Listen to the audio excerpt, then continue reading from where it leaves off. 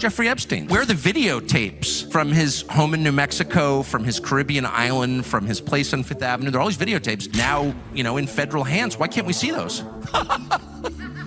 And we can't see them, of course, because there's like a massive blackmail operation run by various intel agencies designed to put famous people under the control of governments. I mean, of course, that's what it was, obviously, and everyone knows that. But no one can say anything about it. And as a friend of mine said, we were talking about this one night, and he goes, if you think about it, like, if you're able to kill somebody in the secure block in federal lockup in Manhattan and get away with it, probably not someone you want to dick around with. Like, that's a powerful force, and that's a fair point. It makes everyone feel impotent. It makes everyone paranoid. It makes everyone feel like nothing's on the level. We wind up with a society where no one believes anything. And I feel like that's where we are. The number of people I know who are like, wow, I've become a really deranged conspiracy theorist who doesn't believe in the moon landing. I must know 100 people who said that to me in the last 2 years. Trust me, if you don't feel that way, you're just not admitting it, because you do feel that way if you're paying attention.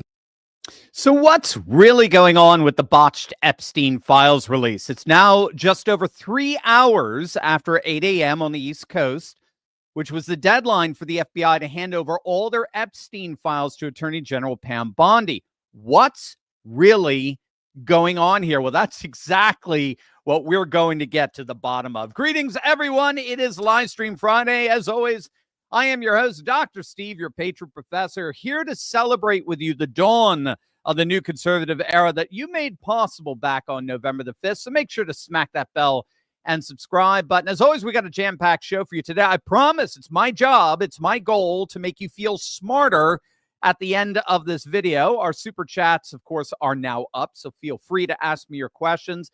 You can send me your questions either through the super chats or by becoming a Courageous Patriot Club member. By clicking on the link below, you'll have access to all kinds of exclusive live Q&As and special content. Either way, it'll be my privilege to answer your questions throughout this live stream. I'm sure you have plenty of them, but I hope I can try to answer to them, some of them as we develop our argument here. So, as many of you know, the FBI office in New York is reportedly withholding thousands of pages of documents pertaining to the federal government's investigation into one Jeffrey Epstein. In a letter addressed to FBI Director Kash Patel, Attorney General Pam Bondi said that she initially requested the full and complete files related to Jeffrey Epstein before Patel was sworn in last Friday.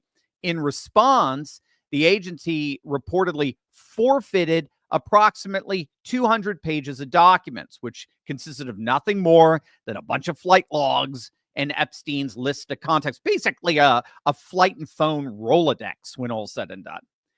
Bondi reportedly repeatedly questioned the FBI about whether that batch of 200 pages, now that's key, hold on to that, 200 pages was the full set of documents responsive to her inquiry.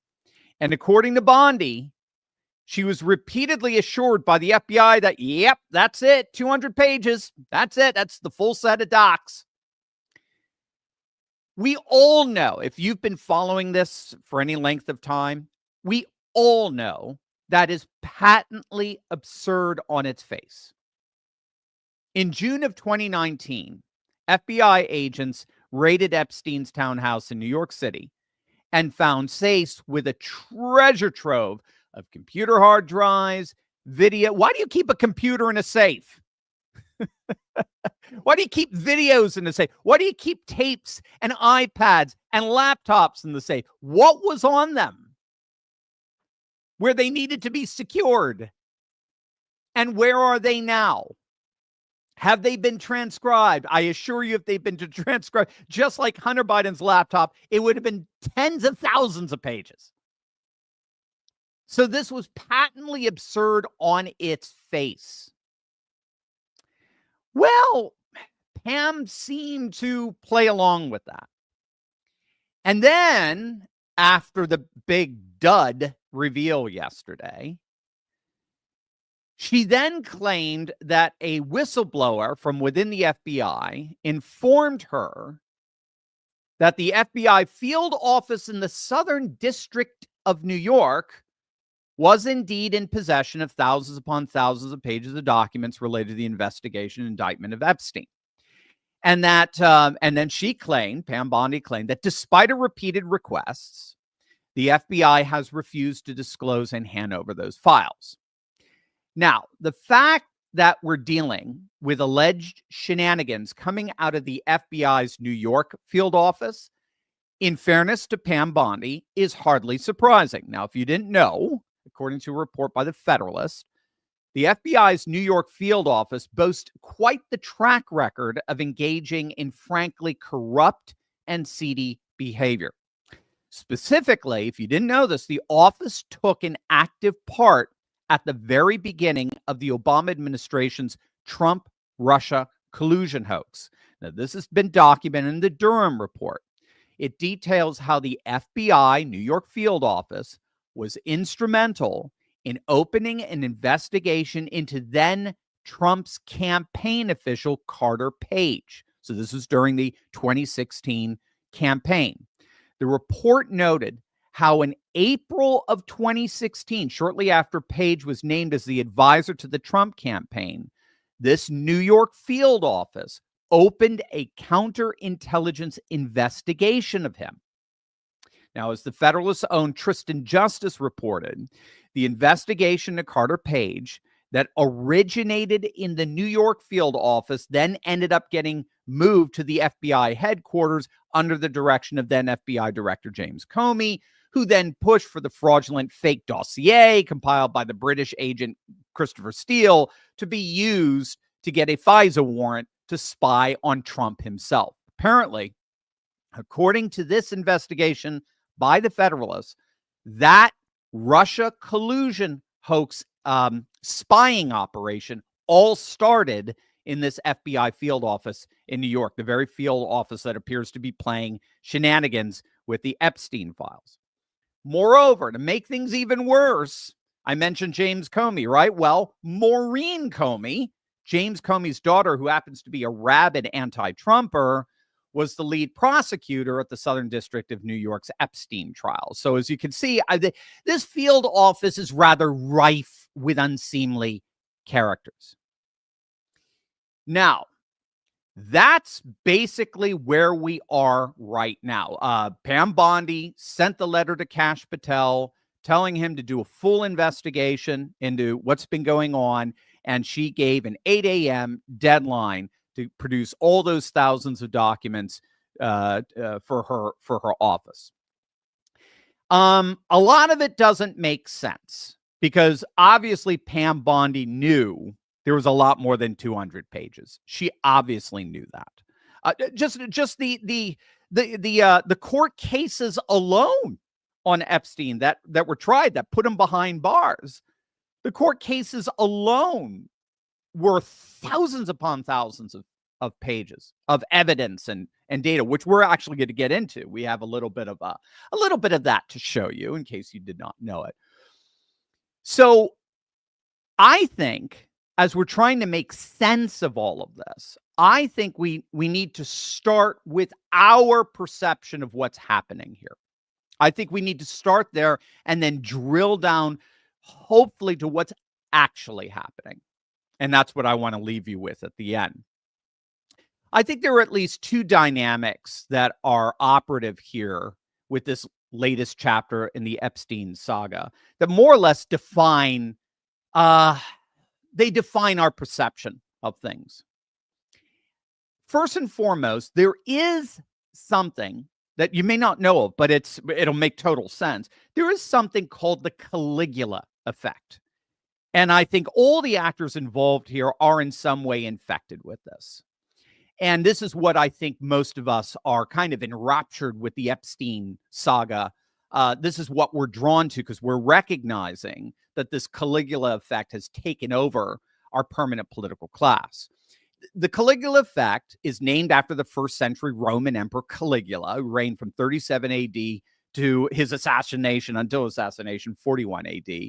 He was infamous for his utterly perverse and narcissistic behavior.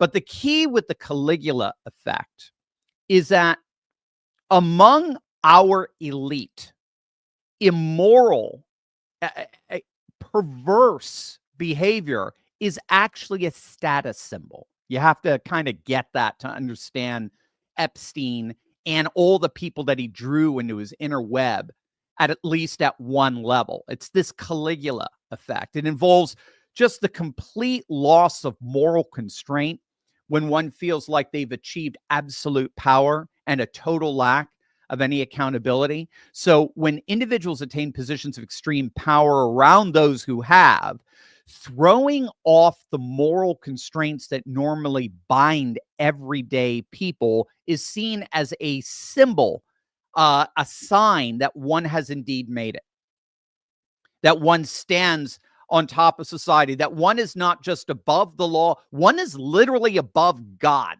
One is above God's moral law.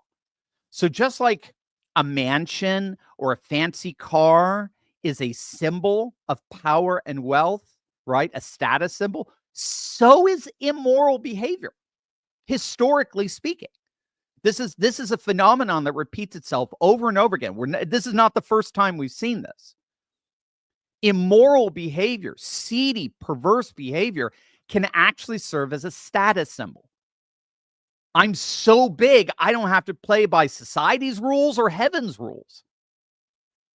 And of course, this involves a heavy dose of narcissism where powerful individuals develop this exaggerated sense of self-worth and entitlement. Emperor Caligula declared himself a god and ordered the construction of a bridge between his palace and Jupiter's temple, for example. So there's clearly some malignant narcissism operative here. They certainly don't care about the people they abuse.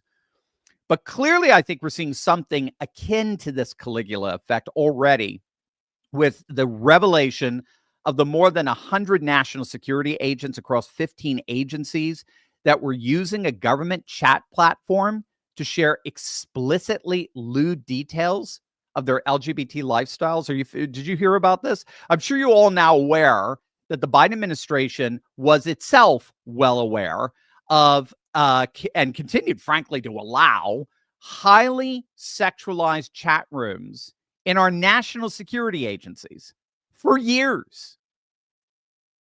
Nobody on Trump's administration stopped to think that this was a very real national security risk, that our enemies hacking into our systems could weaponize the sexually explicit information that these people were sharing on a public government platform.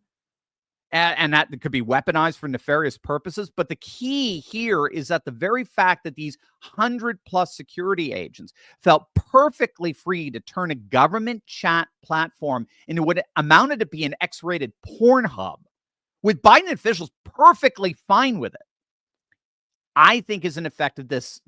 It's an example of this Caligula effect. It functions as a status symbol of your power and your influence that stands above the masses and morality. Fortunately, they've all been fired. Tulsi has taken an axe to them, thank God. And this, to me, I think may be our first clue to why we got such a massive letdown from Pam Bondi. If we extend this Roman emperor motif to what happened for all of us, like since, if you think it through, take a step back. Since January 20th, we've all felt like Marcus Aurelius. Okay, if you don't know, he was the great philosopher emperor. He was the champion of justice and the people, the Roman people. You see, he's the emperor. It's fictionalized, but he's the emperor in the movie Gladiator. Okay, so he's the emperor that's killed by his evil son, but he wants to return the empire to the people, right?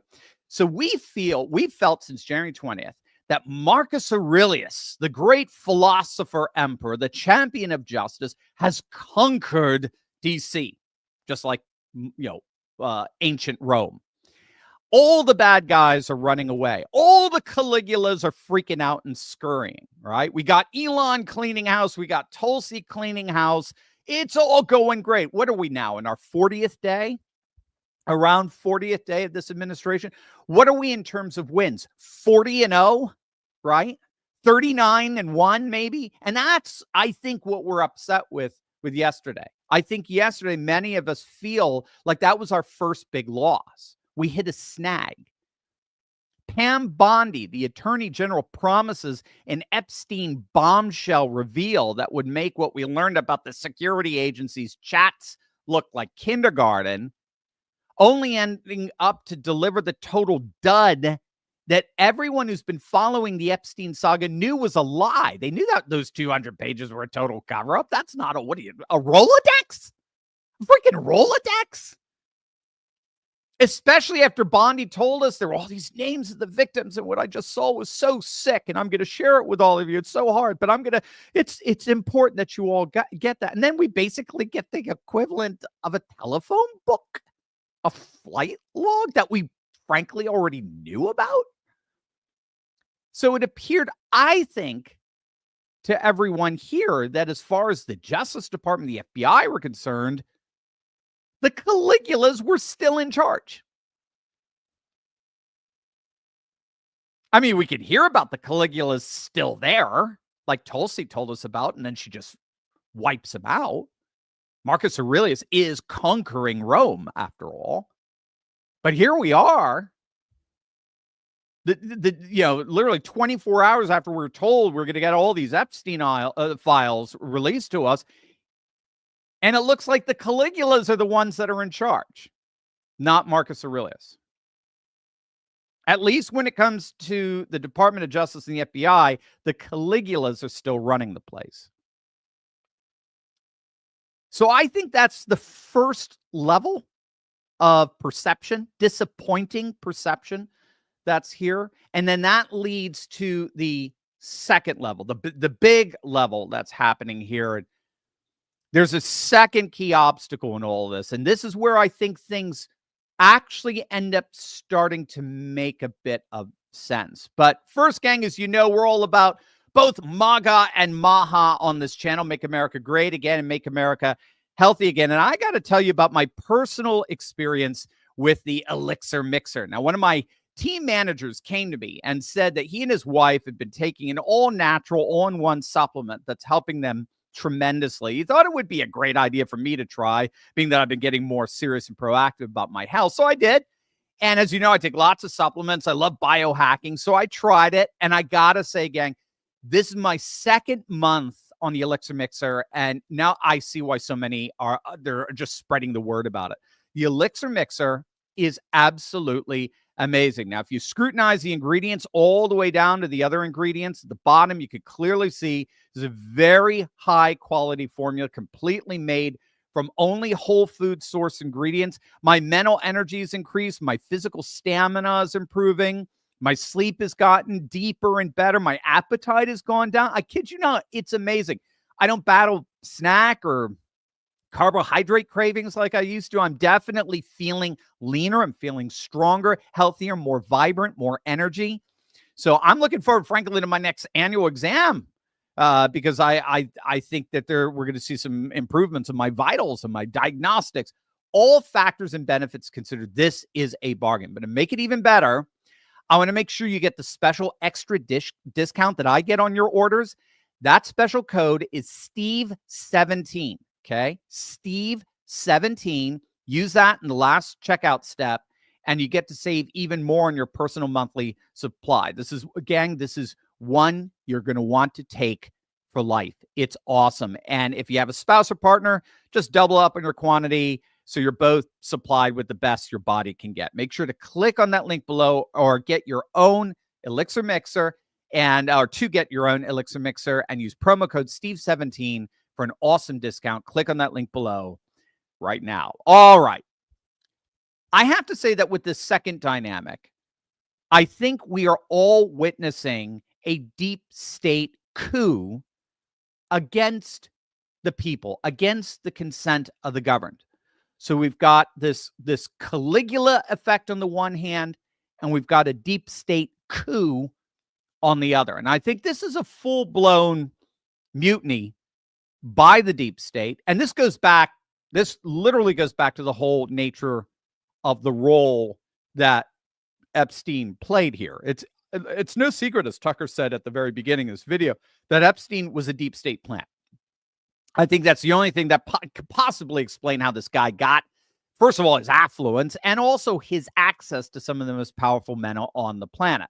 He was helped, he was aided, he was abetted by very nefarious deep state actors that wanted to control and coerce and manipulate the most powerful men on the planet through blackmail. Okay. And so if you think it through, when Pam Bondi, think about it, Pam Bondi in her, in her request for the, or her demand, her order for all of these Epstein files to be made public, think about what she was ordering. She was completely dependent on the deep state handing over the secrets about the deep state. Let that hit you. Pam Bondi basically ordered the deep state to hand over the secrets about the deep state. How do you think that's going to turn out? It's obviously a total contradiction of what these three-letter agencies have become. These three-letter agencies have become mechanisms of control manipulation. That's exactly what the whole Epstein psyop is all about. They're simply not going to voluntarily relinquish control of that which they control. Again, this just needs to be underscored in terms of really having a big picture understanding of what's happening here. I mean, we now know, thanks to the Twitter files, we've done a number of videos. I've even written, there's a chapter in my book here on this. We now know, thanks to the Twitter files that were released by Elon, that on the night of Trump's first election back in November 2016, permanent Washington was absolutely panicked. We know that. We have the emails. And we know that something happened inside D.C. that night. It became widely accepted among the unelected bureaucrats who comprise permanent Washington that the consent of you, the governed, could no longer be trusted.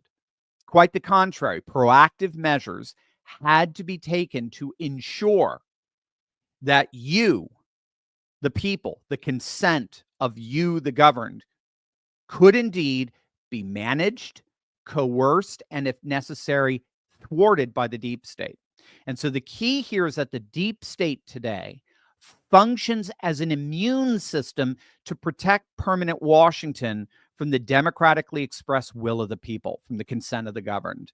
And so what we're seeing here with the apparent mutiny here, this coup from the Southern District of New York, is something that's going to have to be resolved, I believe, by Kash Patel and Dan Bongino.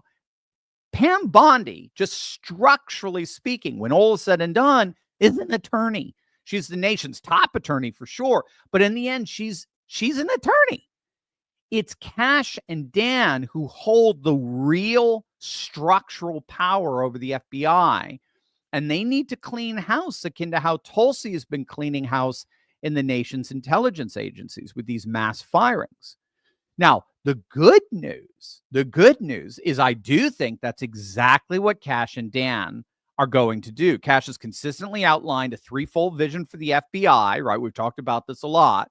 First and foremost, he's planning on changing the location of the agency, relocating it most likely in the heart of a solid red state, and thereby change the culture, the ethos of the agency to reflect more red state values. Secondly, he wants to break up and distribute their concentrated power. So that would involve breaking up some of the agencies and outsourcing them to the other investigative bodies throughout the federal government, such as Homeland Security and Treasury and other investigative bodies. There's the possibility of breaking up the FBI actually into 4 or 5 agencies, with one responsible for counterintelligence, one responsible for counterterrorism, one for complex white-collar crime, one for cyber crimes, and so on. And then thirdly, and this is really his first test with this, thirdly, Kash is actively creating a 24/7 declassification office. And he said repeatedly that this would involve releasing the Epstein files and the Kennedy assassination files, 9/11, and it's all aiming for greater transparency in government operations, but also exposing the FBI of the past, supposedly, as an agency of the deep state. in terms of how it's been harassing and imprisoning American citizens for their nefarious political purposes, and exposed the various ways in which the deep state has undermined the democratic integrity of the republic. We are now watching in real time Cash's first real test. This is it. This Caligula coup among agents in the FBI office, the field office in New York, who were refusing to turn over the Epstein files. So in response, if you don't know, Cash did tweet out a very stern and unequivocal warning. He said, quote, "There will be no cover-ups, no missing documents, and no stone left unturned. And anyone from the prior or current bureau who undermines this will be swiftly pursued. If there are gaps, we will find them. If records have been hidden, we will uncover them, and we will bring everything we find to the DOJ to be fully assessed and transparently disseminated to the American people as it should be. The oath we take is to the Constitution, and under my leadership, that promise will be upheld without compromise." So in the end, and I think at least from one angle, Pam Bondi overplayed her own hand in that we're finding out she can't force the deep state to come clean on its own deep state secrets. All she can do, in effect, in the end, again, is subpoena and indict. It's Cash who has the real power, Cash and Dan Bongino, who can force the agency to heel and give up their secrets as they fire agent after agent after agent after agent until they find a MAGA faithful agent who says, "Here you go. Here's the files. Where's my promotion?" Right? I mean, clearly, I think there may even, Elon talked about this with Doge, they are starting to dangle carrots. It's not just a stick, it's carrots. You turn these, you become a whistleblower, you get promoted. That's how you do it. But again, that's how I think Tulsi's doing it, at least in terms of holding agents accountable to the people in the intelligence agencies. So in summary, to me, what I think we're all frustrated by, and again, this is at the perceptive level, is that this Caligula effect, where we're seeing our leaders in permanent Washington engage in the most perverse behavior imaginable without any semblance of accountability, sort of staying in power and staying entrenched, particularly in the FBI. And then secondly, that Caligula effect is turning into a coup that is pushing back against the will of the people and intentionally thwarting the consent of the governed. So that's why I'm calling it, overall, what we're all pissed about and really upset about, I'm calling the Caligula coup. And in the end, this Caligula coup is going to require some real brass knuckle power moves to overcome this deep state mutiny against the people. And then again, perhaps if we go one more level higher in our analysis, perhaps Cash and Bondi knew this going in. Perhaps could it be that when they were saying, "Oh yeah, we're going to release 200 documents and that's all of it," could it be that they knew that was BS? Could it be that they're actually setting everybody up inside the New York field office? There are some who are arguing that we're actually seeing some 4D chess play out. I'm going to show you exactly how. But first, gang, now that Fauci has been pardoned, RFK is obviously going to unearth what most of us already knew about the pandemic. It's so sad this effort won't help the tens of millions who've never felt the same after getting the virus or the mRNA shots. We all know someone with a personal story here. Pfizer's been forced to release a detailed list of side effects associated with its COVID-19 shots.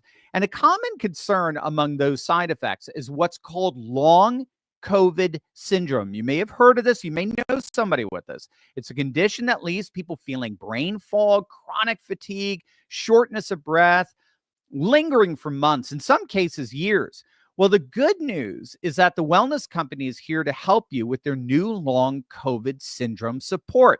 You get 4 doctor-formulated nutraceuticals with 5 to 8 plants and minerals in each bottle designed to address the root causes: ultimate spike detox, mind lift, elevated energy, and healthy heart. Dr. McCullough recommends a durable recovery through holistic health, with COVID syndrome support being an essential part of that. Now, right now, you could save $40 on the bundle and get an additional $34 off plus free shipping. Just click on that link or head to twc.health/Turley. That's twc.health/Turley. Use code Turley to take action today for a healthier tomorrow. Again, that's twc.health/Turley. Now, most of what we've learned thus far about the Epstein files have come out of litigation cases from some of the victims, particularly one involving the court documents from Virginia Giuffre and her case against Ghislaine Maxwell. Okay, those court documents have been made public. And what was so significant about that case is that we finally learned some of the names of the John Does that were up until that time referenced during litigation, among whom are those alleged to have been perpetrators and witnesses to Jeffrey Epstein's criminal conduct, right? His Caligula effect. And again, we have to be very clear here. And I'm glad to see I'm seeing it in a lot of coverage here. Not all of the John Does, not all of the names that are revealed are predators, right? Or have been alleged to have done anything wrong here. Some of them were merely doctors to the victims. Some were merely friends or family members to the victims. Some were simply associates of Epstein's and knew nothing more. We need to be clear that not everyone who's named in these documents are accused of having done anything wrong. For example, it's widely recognized President Trump's name appears in the documents, but he wasn't accused of any wrongdoing whatsoever. He never visited any of Epstein's homes or his islands, never had any contact with his victims. As far as we can tell, he actually found Epstein to be quite the creep. So just because some names got exposed doesn't mean that they did anything wrong. That needs to be said. That said, it's from this cache of documents that were released from Virginia Giuffre's case that we learned that former President Bill Clinton had a very long and rather intimate relationship with Epstein. We even have photos of Bill Clinton getting a back massage from one of Epstein's victims. We know that despite claiming that he had only met Epstein a couple of times, I can't really remember. I think I met him. We now know that Epstein was a major fundraiser for Clinton all throughout his presidency. In fact, Ghislaine Maxwell was an invited guest who attended Clinton's daughter's wedding. But those files gave us a behind-the-scenes look at Clinton's activities with Epstein. They hung out together. They flew on Epstein's private jet. It was pretty sick stuff. But the second most damning allegation from these files involved, of course, Prince Andrew, who was accused of participating in an orgy with numerous underage girls at Jeffrey Epstein's private islands in the U.S. Virgin Islands. So, and of course, there were scores of others. But this, as we've been learning, is really all just the tip of the iceberg. Again, just going back to that seizure of all the videos and tapes and hard drives and iPads and laptops that Epstein stored at his Manhattan townhouse. We still to this day have no idea what was on those. 5 years later. So this is the kind of data on Epstein that the FBI has in its possession. The $10,000 question is what happened to it. According to investigative reporter Michael Schellenberger, an FBI whistleblower is confirming that the FBI has been actively destroying this evidence related to Epstein. Epstein and JFK, interestingly enough. We'll have to see. But in the meantime, here's the possible 4D chess that some are considering here. Cash and Pam know exactly what's going on. They're not idiots. They know what's going on. They know much of the evidence has already been destroyed.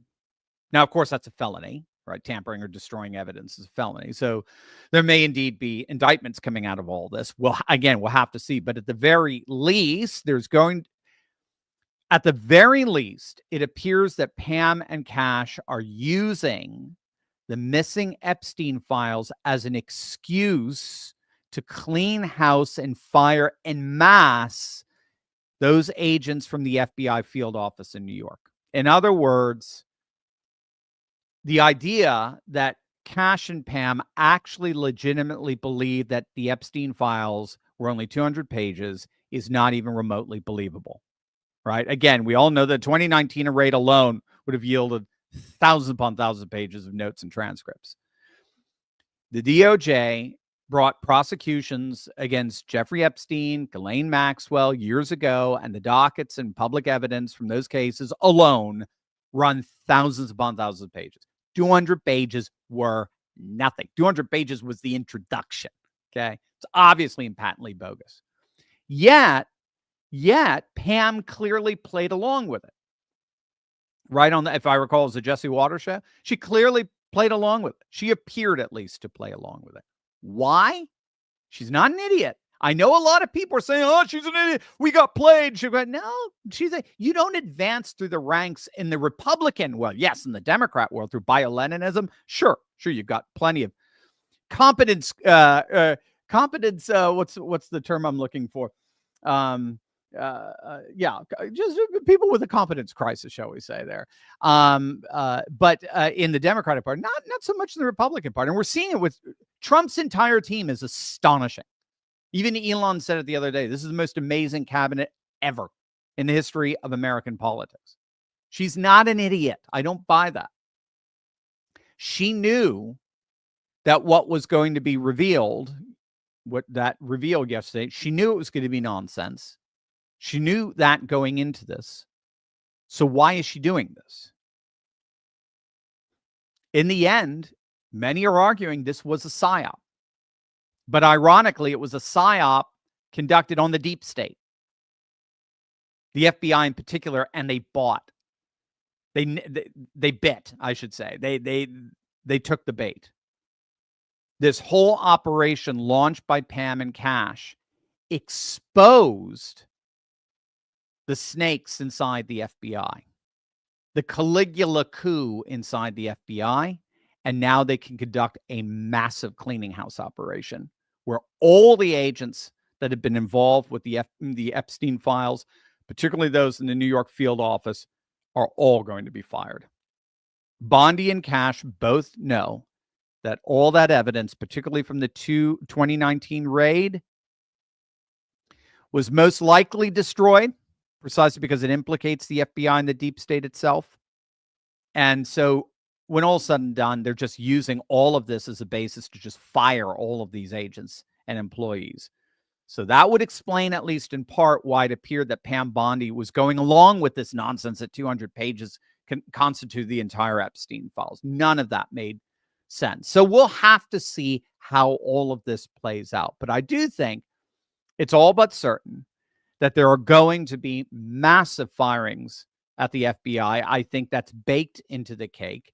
I think the insubordination was revealed. I think those who engaged in the Caligula coup are now being identified as we speak, and that is being used as the basis to completely and fully clean house, particularly in this New York FBI division, so that we can finally get our government back. But when all said and done, until we get the full answers as to what's really happening, at least when it comes to the FBI, the perception will continue to linger that the Caligulas remain in charge for now. Over to you guys. Over to you as Josh and Micah assemble your questions. We often talk about how we can maintain and build up the conservative way of life. And one crucial aspect is actually your routine, staying strong physically and mentally. It's not just about living longer, it's about living better, which starts with a good night's sleep. Now, I've been using Beam Dream every single night for a while now, and it's completely changed the way I sleep. I've told you guys this, I'm a horrible sleeper. I got a very hard time turning off my brain. But gang, seriously, since taking Dream, I literally crash. I mean, I fall asleep so fast. I sleep so deeply and soundly all throughout the night. Beam Dream is made up with the highest quality sleep promoting ingredients to help you unwind and get the deep sleep we all need and deserve. In fact, it's become a nightly ritual of mine. I look forward to it every day. I love if I might make the suggestion, I love their brownie batter flavor. I mean, you gotta try it. It's so good. There it is. It's all the way to the right. Love it. Plus, I never wake up feeling groggy the next morning. Instead, I wake up feeling rested, ready to give my all, making a huge difference in how I show up every single day. Now, right now, you can save up to 35% off with my exclusive Beam discount. Just click the link below or scan the QR code on your screen. Make sure you use code Turley at checkout. That's how you get the discount. Use code Turley at the checkout. It's time to stop letting sleepless nights hold you back. Transform your sleep and your day with Dream because you deserve it. Click on that link or scan that QR code right now. All right, Josh, Michael, what do we got? What are some of the Q&A or Q's? I'll give you the A's here. Ben, question, Dr. Steve, will Kash Patel go to New York City, kick ass, and take names in the FBI office, an old country phrase for taking control? It's reported it's not disclosing all the information regarding the Jeffrey Epstein case. Tulsi's not happy with the New York City office. That's what I am personally excited about is Tulsi's involvement in this, because we're already seeing that Tulsi is willing to crack skulls. So she's already firing. She fired that whole, that weird group of the 100 and the 15 different agencies that were using government chat to discuss basically X-rated porn discussions. So she's already firing them. I think so. I think Kash is going to, or at least Dan Bongino is deputy. This to me, in the end, this to me is what this is what encourages me, because I don't know Pam very well, but I do have a sense of Kash. Kash has proven his worth back in 2020, big time. Where he's the one who launched the investigation that uncovered the Russian collusion hoax. He stood by President Trump after J6. So did Pam, in fairness as well. And then we all know Dan Bongino. I mean, Dan's characters is second to none. So yes, I think in the end they're going to take out. I honestly believe this was a psyop to take out the New York division. I do take out at least the Caligula coup forces that remain there. Robo Guy, thank you so much, Robo Guy, for the super chat.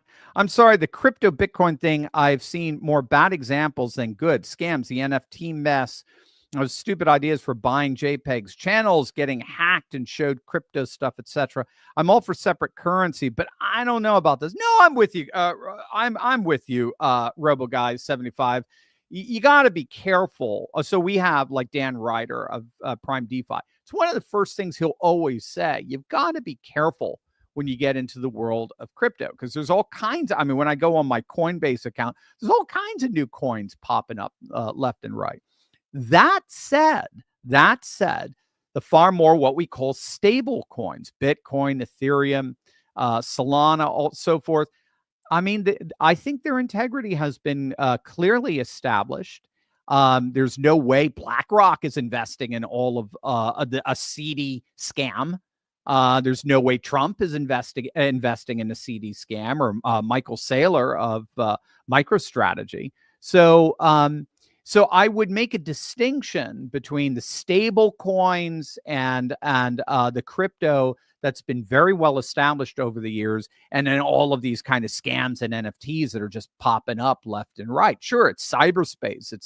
It's kind of a pirate dominated seas. It's an unexplored space. Interestingly enough, we get the word astronaut from the same word as navigator, or from sailing the seas, as it were. So sailing the stars, and the astronautical. So you're dealing with the world that's only now getting inhabited, and there's going to be all kinds of nefarious characters trying to earn a quick buck. It's incumbent upon everybody who's involved in crypto and in cyberspace in general to do their own due diligence to protect themselves from those kind of scams. So very good. A well-earned warning, no question. Thank you, RoboGuy. Life of Brian, great movie. I was expecting an overwhelming limited hangout with at least some interesting info. This was an insult. Pam Bondi was a attorney general of Epstein's base of operations. Yeah, in Florida, but she wasn't. That was before he was convicted under Bush. I don't know what you're talking about there. But yeah, I know it's we got nothing. We got nothing yesterday. Let's just be blunt. It was embarrassing. I think the content creators, the independent content creators that were part of it, that were given the folders, had egg on their face. It did not look good. So that part, to me, the rollout was was disastrous, and I don't know quite how to make sense of that part. Now some are going to turn around and blame Pam Bondi as if she's incompetent or she's a deep state op or something like that. Well, we'll see, but I don't think so. It just doesn't fit Trump's cabinet. But then again, there's always a Judas figure, right? So we'll have to see. Joan, I do not believe anything that Representative Maxwell Frost says, but where is he getting the idea that Trump and Musk are enriching themselves at our expense? I thought both men were serving without pay. They are, Joan. It's just a blatant lie. So right now, Democrats, you have to understand where the Democrats are right now. The Democrats are not trying to convince the masses. They're not trying to convince the middle ground. They're not speaking to the masses. They're not when they're talking, this is a coup. This is a coup. This is a fascist takeover. This is a dictator. When they're talking that way, they're talking to their own rabid left-wing constituents who have largely left them right now. So we're finding out, right, that all of these demonstrations that have been happening over the last week have all been bought and paid for by two of Soros's organizations, right? And that's all been, that's the beauty of Doge, is you can actually follow the money. So we find that they've been bought and paid for by two of Soros's organizations. It's all AstroTurf protests. The fact of the matter, and we're seeing it with the drop in ratings on CNN and MSNBC, the drop in the amount of people coming and visiting on the daily users of, say, the Washington Post. It's gone from 27 million daily to just 3 million in just a matter of a few years. We're seeing it in the negative movement of Democrat registrations. People are giving up their Democrat registrations. They're registering independent, or they're just not registering at all. They're just basically, I mean, what's her name? Karine Jean-Pierre, right? The former borderline illiterate spokesperson for the White House. She was just on. She was just at the Harvard, the Kennedy School of Law. Why, I have no idea. Giving a talk, giving an interview, and she says she has not looked at news since January 20th or something like that, or since November 5th. She hasn't even looked at, it would have been January 20th. I'm doing a self cleanse. I'm doing self treatment. It was just so, to think that we're run by lunatics like that. So bottom line, Democrats have checked out. The Democrat grassroots, the voter, has checked out. They feel incredibly defeated right now. And so what Democrat politicians are doing is they're doing everything they can to try to reawaken, revivify the resistance, as it were, revivify their Democrat base. So they are talking absurd talking points because that's what their base feeds off of. That's what their base is animated with. I don't think it's working. The very fact that they have to keep going to this astroturfed demonstrations and protests is a sign it's just not working. So that's where it's coming from. But no, obviously Trump and Elon are not profiting off of this. Why would they need to? They have billions. They don't need to. It's absurd. Steve, we're all able to close down. Are we able to close down the Southern District of New York and take possession of all the records therein? If we are, why haven't we done that already? I don't know the answer to that question. I don't know. I mean, we just closed down. What was it? How many chapters of the IRS? I think it was like 100 plus chapters of the IRS. And what was that? About 20% or something of the IRS agencies around the country. And I would assume we could close down the SDNY. I don't see why not, but I don't know. I don't know the in and outs of that. I don't know. If we were able to do it, why have we not done that already? I think they may be in the process of doing just that. They may be in the process of shutting the whole thing down, using this as a psyop to reveal just how corrupt this Caligula coup operation in New York actually is. So we'll have to see. Benton, question, Dr. Steve, will Elon discover Goldfinger has stolen the gun from Fort Knox? This is hyperbole. What will happen to the economy if there's less gold than reported? Will heads roll if gold is missing? The U.S. appears to be not interested in deep-sea mining of metals. Will Space Force be utilized in mining gold thought to be on certain asteroids? Very, very interesting stuff. Okay.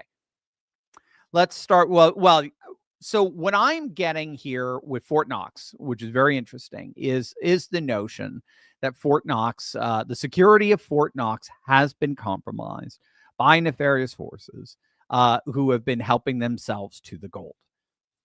So what they want to do is they want to check and do a full account, a full audit of the gold that's there.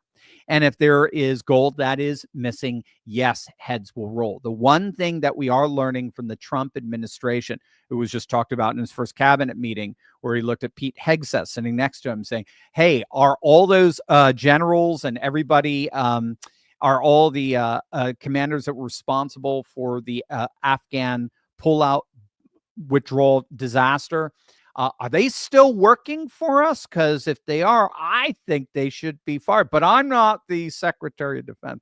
So I think the one thing that we have seen over these last 40 days is that this is an administration that loves firing. It loves holding the deep state and the administrative state accountable. So yes, I think there will be firings for that.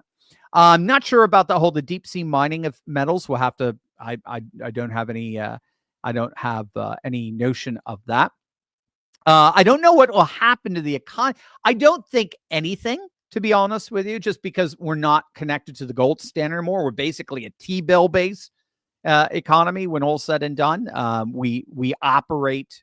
Our government at least operates based on the buying up of debt, because we're the world's default currency. And when you're the world's default currency and other nations use your currency to buy oil and the like, natural gas and so forth, they don't want to use their dollar reserves to be translated back into their indigenous currency, because they lose money in the process. So all they do when all is said and done is they just invest, and they make actually more money. They get 3, 4, 5% return by investing in treasury bonds, in T-bills. So we have trillions and trillions of dollars of T-bills, but unfortunately the problem is that's all debt. We have to pay that. We have to pay that back. But that is what we base our at least our federal government's income on, not so much the gold standard. So, and then in terms of mining the asteroids, great question. I don't know the answer to that. That gets us into what's called astropolitics. So we got geopolitics, but then we also have astropolitics, the politics that deal with satellites and space stations and going to Mars and Space Force and the like, and that will end up playing out on that. It's a very new world, as I understand. The laws governing our astropolitics are like total 3 pages. There's not much activity there yet, but it's going to grow astronomically, no pun intended, every single year. Terry, the push pollsters seem to be desperate to flip Virginia. And word is that Trump supporters will stay home the election because they don't think Lieutenant Winsome Sears supports Donald Trump. 2 candidates have filed for Republican primary, if they even have a primary and not a convention, and have until April 3rd to gather enough signatures on a nominating petition. Is Virginia lost? Yeah, we'll have to see, Terry. I haven't done too much research on it, but for whatever reason, Winsome Sears does not appear to be a very popular candidate. It may be, like you said, it may be the push polls, but from what I'm seeing, just on a cursory level, she's no Glenn Youngkin in terms of her appeal. It's just bottom line. She's not. I'm not being prescriptive on it. I'm just being descriptive. So I do think it'd be good for Virginia's Republicans to hold a primary. It would be I think Glenn Youngkin should be involved in that in some way, shape, or form. Certainly, I think somebody from the MAGA. Well, I think Mike Whatley should definitely be, who's the chairman of the RNC, should be involved with that as well. Virginia is going to be huge in terms of the political realignment in our country. Think about what's happening. Not only the Democrats losing voter registration by the day, they're literally hemorrhaging voter registration. Republicans are a plus in terms of voter registration virtually everywhere. Democrats are a minus. Democrats are losing registrations right now. They're just seen as losers. And you combine that then with the amount of voter fraud that's being identified and wiped out. So we saw, I think it was 500, 600,000 voters on Florida's rolls have just been cleaned up. These were duplicate names. These were duplicate Social Security numbers. These were people who died. These are people who moved out of Florida. Now, given Florida's population, 600,000 is a negligible percentage. But if you saw 1 or 2%, same sort of things going on, Glenn Youngkin has ordered something comparable in Virginia, you see the same kind of voter roll cleaning and purging going on in state after state after state, which I think, by the way, the federal government could order. If DOJ identified, for example, all this voter fraud in California, they could have a court force them to purge their rolls. I mean, you're seeing a negative. You're seeing a drop in voter registration. You're seeing this massive voter roll purge. You're seeing, I mean, think about it. You're seeing all of these illegal migrants now being deported. I mean, you put that all together, that's a possible 2, 3, 4, maybe 5% shift to the right, just across the map, the electoral map. And how much did Kamala win Virginia by? Right, 4 or 5. So, how much did she win Minnesota by? 3 or 4. Right? How much did she win New Hampshire by? Yeah, 2 or 3. So this is why New Jersey, right, by 5. So this is what I mean. I think we are seeing this extraordinary shift, this political realignment to the right. It may be too late, though, it may happen too late for this election coming up in 2025 in November. We'll have to see. But you think about all the people moving out of Northern Virginia, the property values apparently are going down dramatically because just people are leaving and people are not moving in. So we're just going to have to see how it plays out in Virginia. I do have a feeling Virginia is going to switch back red at the end of all this, but it may take 4 years. Mark, Epoch Times article, DOJ files misconduct complaint against judge overseeing challenge to transgender military ban. Does a misconduct complaint have any teeth? What is DOJ's recourse as the good judge doubles down in her political bench warfare against President Trump? Yeah, I mean, it has teeth. It has teeth. Because, it's just they're showing they're willing to go through the appellate process. But in the end, and we just saw this the other day with Judge Roberts' ruling. In the end, the Supreme Court has made it very, very, very clear they are going to side with the president in his executive powers. They've already done it with the immunity clause, as it were. They're going to do it with his ability to fire and hire as he sees fit. The president is the one who's ultimately in charge of the military, and he has every right to discharge and ban those whose behavior, that's the key, whose behavior he believes to be problematic for the good discipline of the military. So it's just, again, it's just all an attempt to try to slow this down so as to try to find some kind of political momentum on the left to be able to offer some kind of opposition and resistance. That's all it is. So don't pay a lot of attention to these activist judges. I would like to see at some point, at some time, the activist judges dealt with. I think it's going to be the Supreme Court that's going to crush them and say, enough with that. And you keep doing this, we are going to recommend your suspension, but we'll have to see. Hi, Q Elon. Thank you for the pound sterling. Elon said, when Trump signs executive orders, the bureaucracy is not always carrying it out. The FBI are withholding evidence in New York. The rot is too widespread. I think they're going in knowing how widespread the rot is. They're identifying it, and then they're using that as the basis to dismiss those people. That's what you're seeing. The mass fire, we're already at about 100,000 federal workers fired, and we're only 40 days into this. What's it going to look like 4 years from now? Again, this is executive power. Trump gets to do this. So it doesn't matter what happens in Congress. It doesn't matter what happens anywhere. Trump gets to do this. The Supreme Court is going to recognize that. That's not a problem. And even if a federal judge gets in the way, they only get in the way in terms of rhetoric. Nobody in the executive branch is obeying them. They can use all kinds of sleights of hand, bureaucratic sleights of hand to frustrate any judge's ruling. You have to let these transgender soldiers back into the military. Oh, okay, sure. After you fill out 7,000 pages because once you've been discharged, by definition, you have to be. Oh, well, you have to let them in automatically. Oh, okay, we can. Yeah, but that's, well, we're already done for this year for recruitment. So next year we'll do. So there's all kinds of administrative walls that they're able to bureaucratically put up. So no, I think in the end, when all's said and done, the withholding of the evidence, the Caligula coups, they're all revealing who are the traitors, who believes that the government belongs to them rather than the people, and they're getting fired. So I don't think it's too widespread. I think it's widespread, that's for sure, but not too widespread. Dr. Drilling, the subject of the Epstein files, and I haven't looked at them or heard much rumblings about them. By the way, RT Corp, one of our regulars, until just now.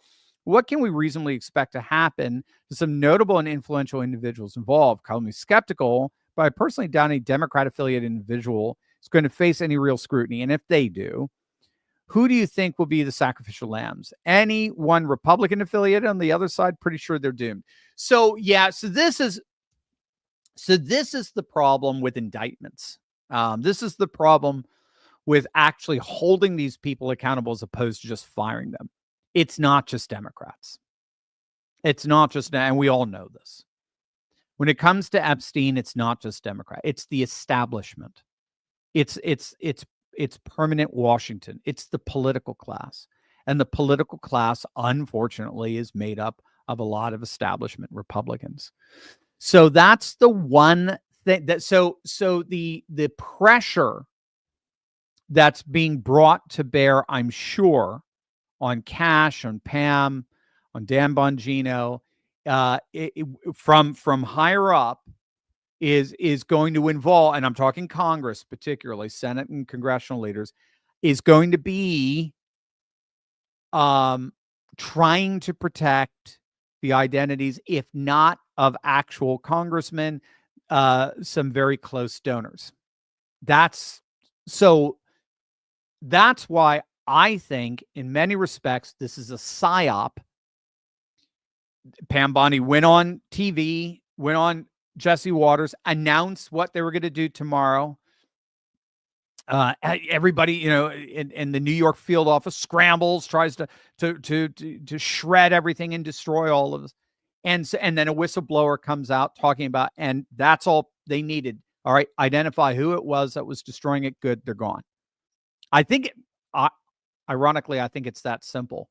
But to go to the next level and start perp walking, indicting, and so forth, that they have to be careful, because if they're only doing it to Democrats and they're not doing it to Republicans, and I don't know which Republican names are on there.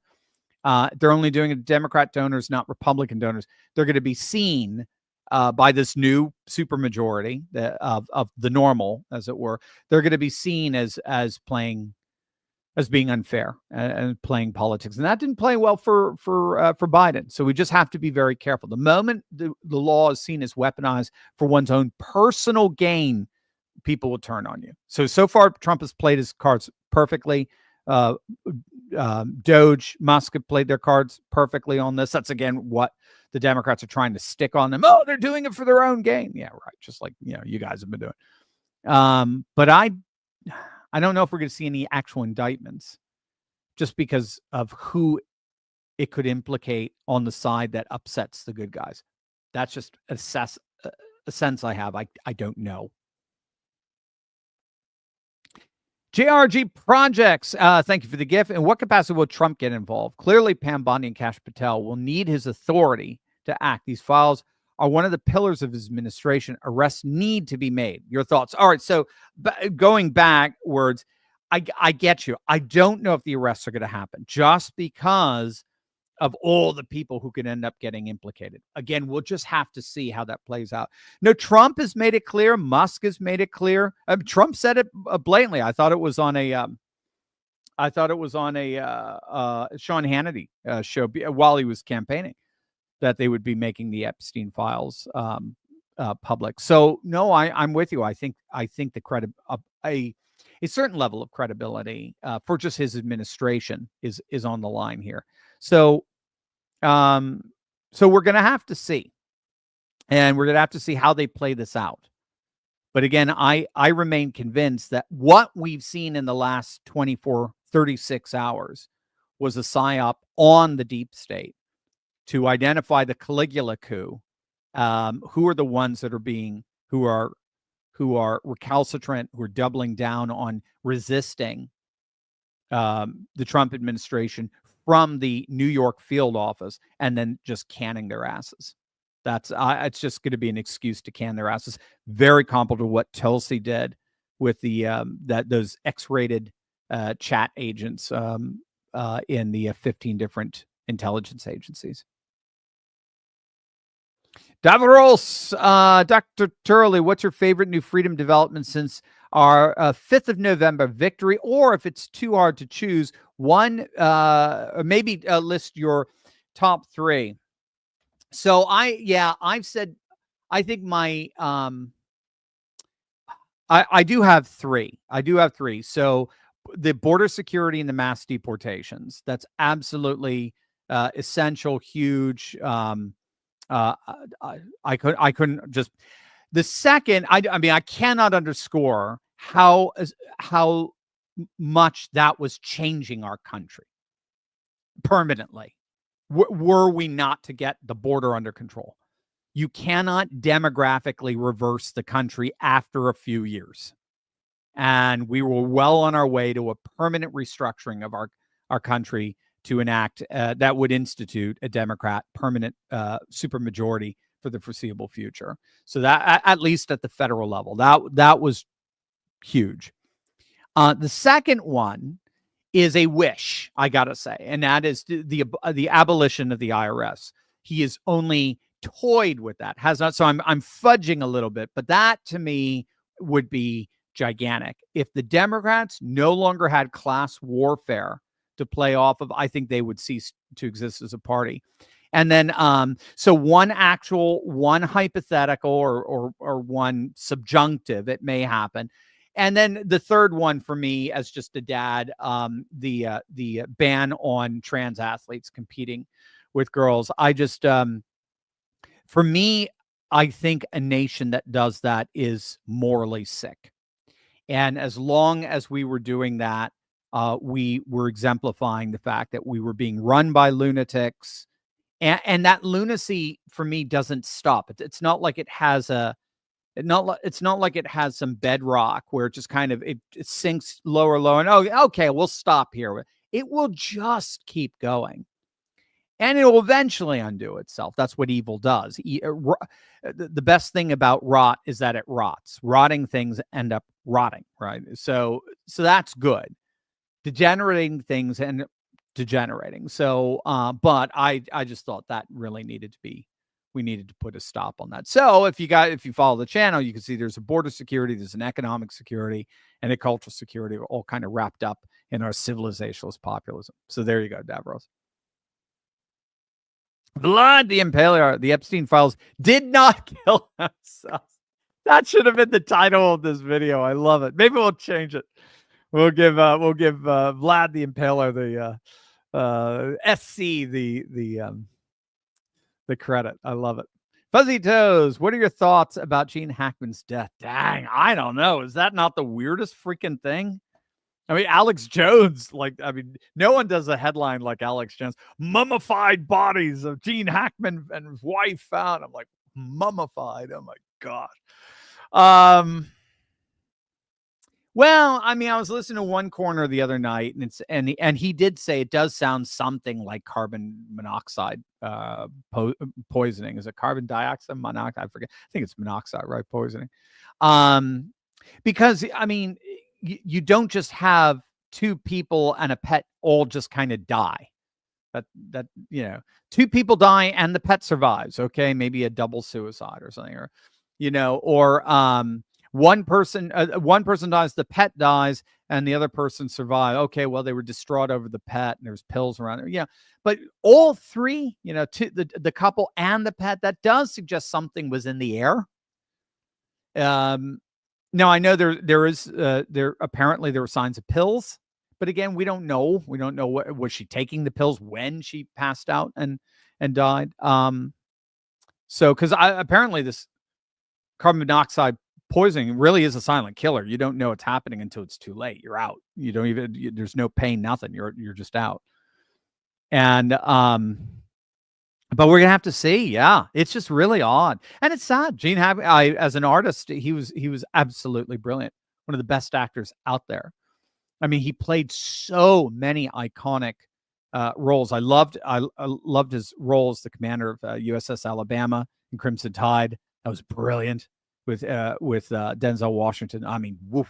The chemistry they had together was riveting for 2 hours. I mean, that was a brilliant film. I love him as the sheriff in The Unforgiven with opposite Clint Eastwood. And that's the other thing. He knocks sparks off with the other character actors he played with. He was just brilliant. I mean, he was Lex Luthor, right? And the original Christopher Reeve Supermans. And I mean, in the Poseidon Adventure, he was the pastor in the Poseidon Adventure. Brilliant, amazing death scene at the end where he gave up his life for others as a Christ figure. I mean, he was an amazing actor, and he did some amazing roles. So God bless him. R.I.P. Mercenary, this is all kabuki theater. Martial law is coming. All right. Bring it on. I don't know. No, I'm not saying, authoritarianism. We shall see. Terry, do you anticipate the Trump administration losing any of the 80 plus lawsuits against it? I honestly don't. They may lose one or two inconsequential ones.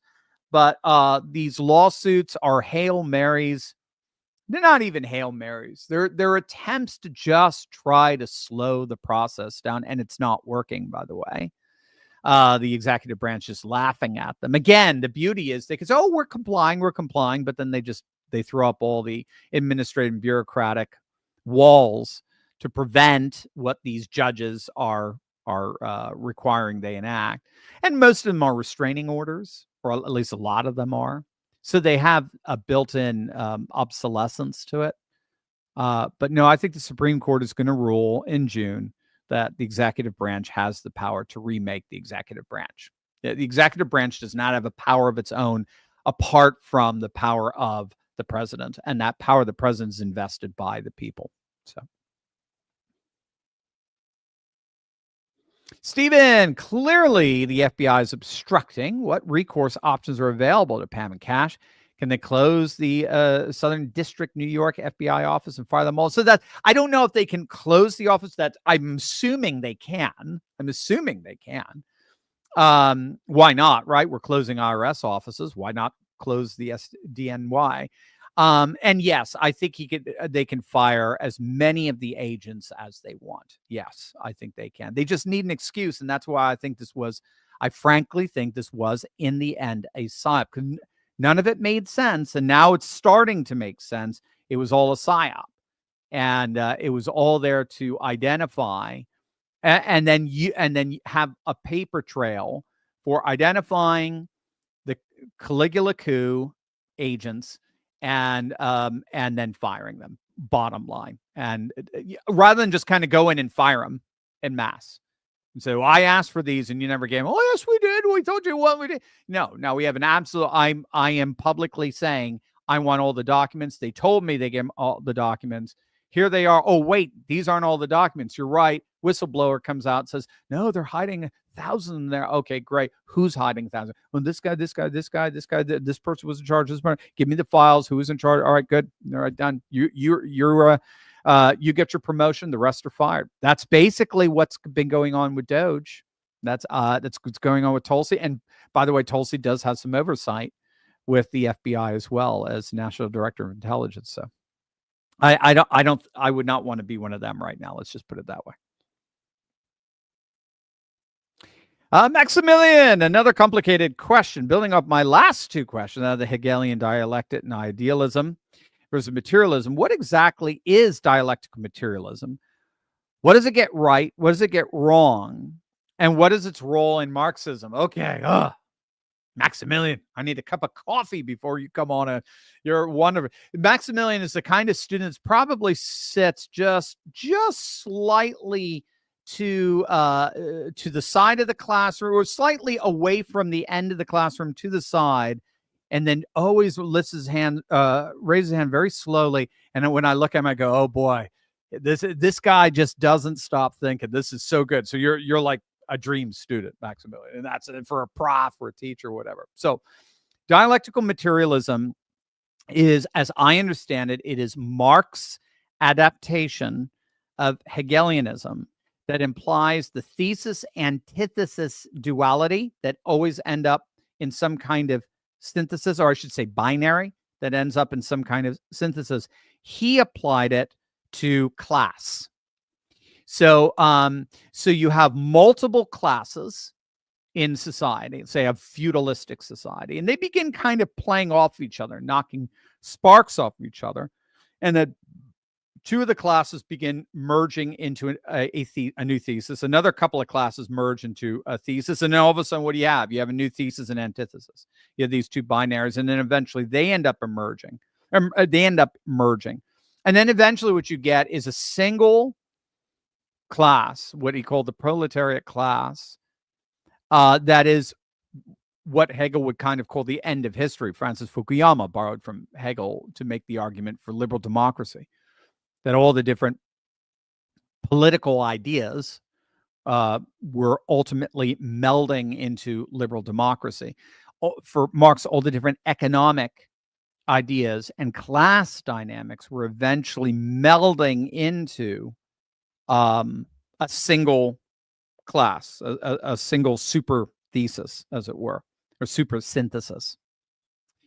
What does it get right? Well, I mean, I do think ideas combine. I argue for something, right, like Guillaume Fay's thesis of archaeofuturism. So I'm seeing traditional sentiments and technological sentiments, religious sentiments and scientific sentiments that were absolutely insisted on and being in entirely two different domains during the modern period. I see that insistence collapsing, and they're now knocking sparks off each other, as we're seeing with the new trad right and the new tech right. JD Vance embodies that beautifully. He's made his money in tech, and he is a trad Catholic, so he's a tech trad. So science and religion are increasingly merging more and more. There's something called techno-mysticism, right? Techno-populism, and populism, scholars have found, populist movements tend to be very religious. The people tend to be very, they are the preservers of folk religion. It's the elites, the Caligulas that tend to reject it. So I guess in a sense, I ascribe to a kind of sort of dialectical materialism, in the sense, or where, yeah, in a sense where two opposites do kind of converge into a new synthesis. What I disagree with Marx on is how dialectical materialism, as he used it, could be used as a meta theory for like the world, for the globe. And that was the air that people were breathing back in the 19th century, 18th and 19th century. It's what launched colonialism, at least in part. That was the idea. We were all looking for that one size fits all political and economic system that would bring peace and harmony to the world. And so I think, Marx got caught up in that. And so he believed that this was a meta theory that defined the entire world's economies all converging into one. Whereas, I believe, as part of this archaeofuture outworking, that the world is actually breaking up into multiple solar systems, as it were, to multiple civilizational worlds, the great power blocks, where they can have their own syntheses, sort of just merge or heal their own binaries. But the idea that there's going to be one set binary, no, that's our one set synthesis. Nah, that's not. I just don't see that. One world government, we tried it, and it's been an absolute failure, just largely because of the geospecificity of our religions. When all said and done, most ecological anthropologists recognize that religion and our music and our culture are all very specific to our ecology, to our geography, because it's all about creating a holistic Anthropocene. It's all about creating a holistic anthropological matrix where we are able to adapt to our environment, and adapt our environment increasingly to ourselves. And so we tend to be spatially, geographically very specific people. Japanese will always be different than Texans. There's no way around it. Texans will always be different than Nigerians. No way around it, because again of the specificity of religion, and how religion is part and parcel of who we are in terms of our space. And so I don't think there's just one size fits all economic system for all people. Though there can be a dialectic, a synthesis of two opposites brought together within those systems. And I guess, in a sense, a generalized one, like what I have, like this archaeofuture world that's emerging, that seems to be applying to everyone, but it's not happening by virtue of a Hegelian law. It's I think it's just happening by just very organic processes, and that's just how it ended up turning out, as it were. I would argue largely because I don't think religion ever disappeared. I don't think this binary of religion versus science ever really existed. So there's the French scholar Bruno Latour, the anthropologist of science, who has that wonderful book, We Were Never Modern. That's a good one for you, Maximilian, by the way. Take a look at that. We were never really modern, or something like that. So it's what he's doing is he's a French theorist and anthropologist of science, And he's responding to this notion of a postmodern world.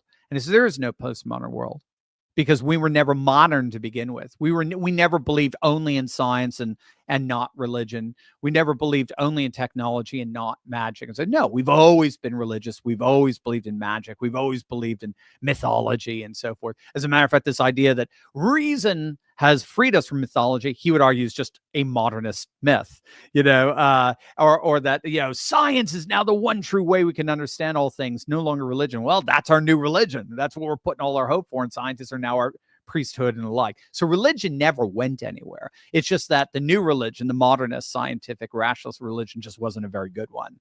And so it's kind of dissipating, and now the traditional religious societies are able to they're basically breaking through the compost of the rot of the modern world with their blossoming of their seeds that never disappeared to begin with.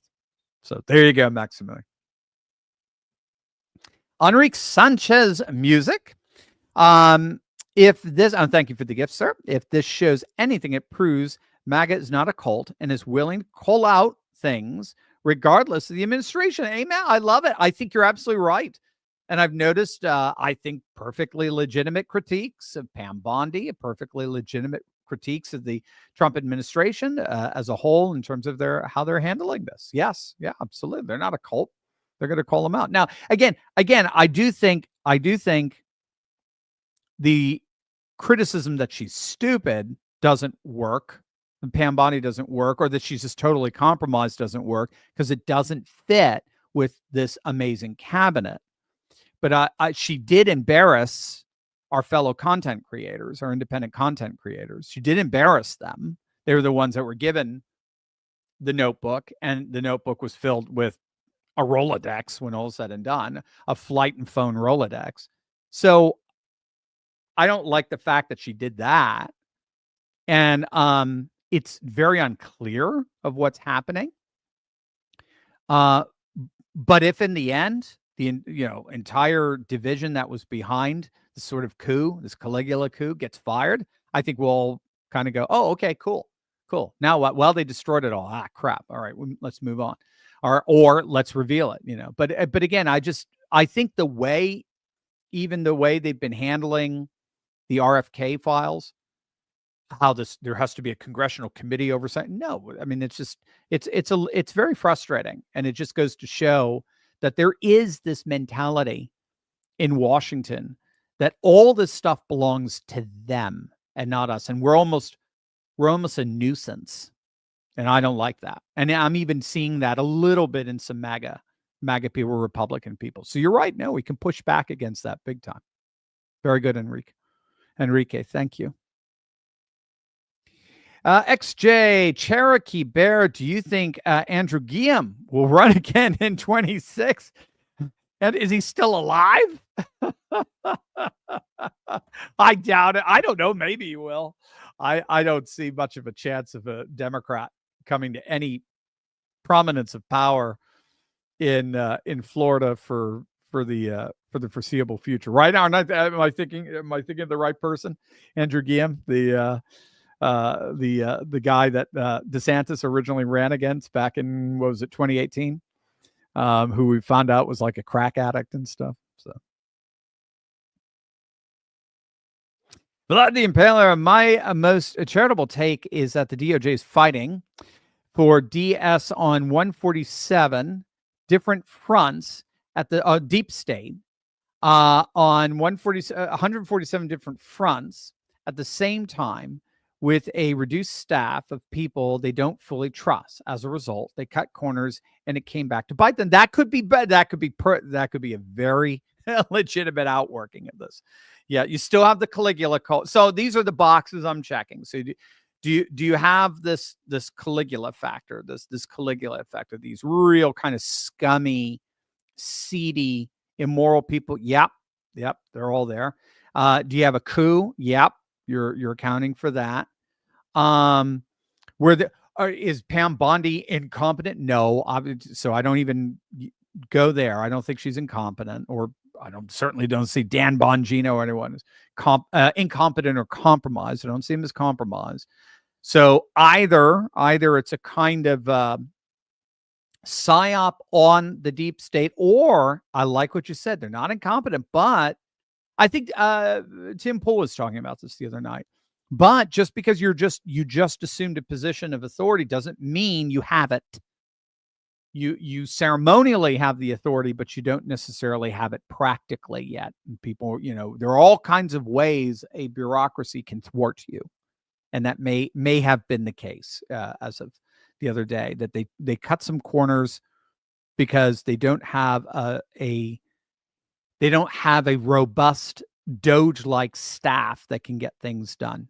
So maybe Elon could come in and help them out staffing. That would be interesting, because he's obviously a genius when it comes to staffing. Rock Dog, Dr. Steve, the Arizona legislature passed a new budget with no taxes on tips, overtime, and Social Security on seniors along party lines, of course. The Hobgoblin said she will veto, of course. If at the federal level it passes into sign, Arizona law amends state tax laws to match federal. Oh, okay. Do you think this is 4D chess to use in 26 against the fake governor? Possibly. Yeah. I mean, so if Arizona's voter registrations continue to grow the way they're growing, which are astronomically deeply red, it's wonderful to see. I don't see how Katie Hobbs has a chance, given how barely she was able to win that election and win in 2022. I don't know how she surpasses the massive, especially the massive voter registration gap between Republicans and Democrats in Arizona. This just keeps growing, by the way. As we're seeing in Nevada. Nevada's officially a red state now. Pennsylvania's about to be. It should be in the next few months. So no, I think she's toast. And so whether it's 4D for that, maybe. Yeah, that sounds good. Hopefully you guys get somebody top notch to run against her in Arizona politics. Kenneth Bryant, voice talent, Dr. Turley. Doesn't the shady recalcitrance to release all files on Epstein foreshadow what to expect on the release of JFK MLK files? Will we ever get to know? I do. Unfortunately, I do think it's foreshadowing it. Now, the question is whether they're using that to their advantage to fire them, whether they're using this as a proxy, and that was always a proxy from the very beginning, to identify the agents and the forces within the deep state aligned against them. In other words, could it be that neither Trump or Pam or Cash ever actually intended to release these things, because they've been so thoroughly compromised, or whatever the case is, or they've been so thoroughly destroyed, whatever. Could it be that they just used the promise of it to institute all kinds of nefarious doings that get caught, and then in order to prevent their release, and then you fire those nefarious actors?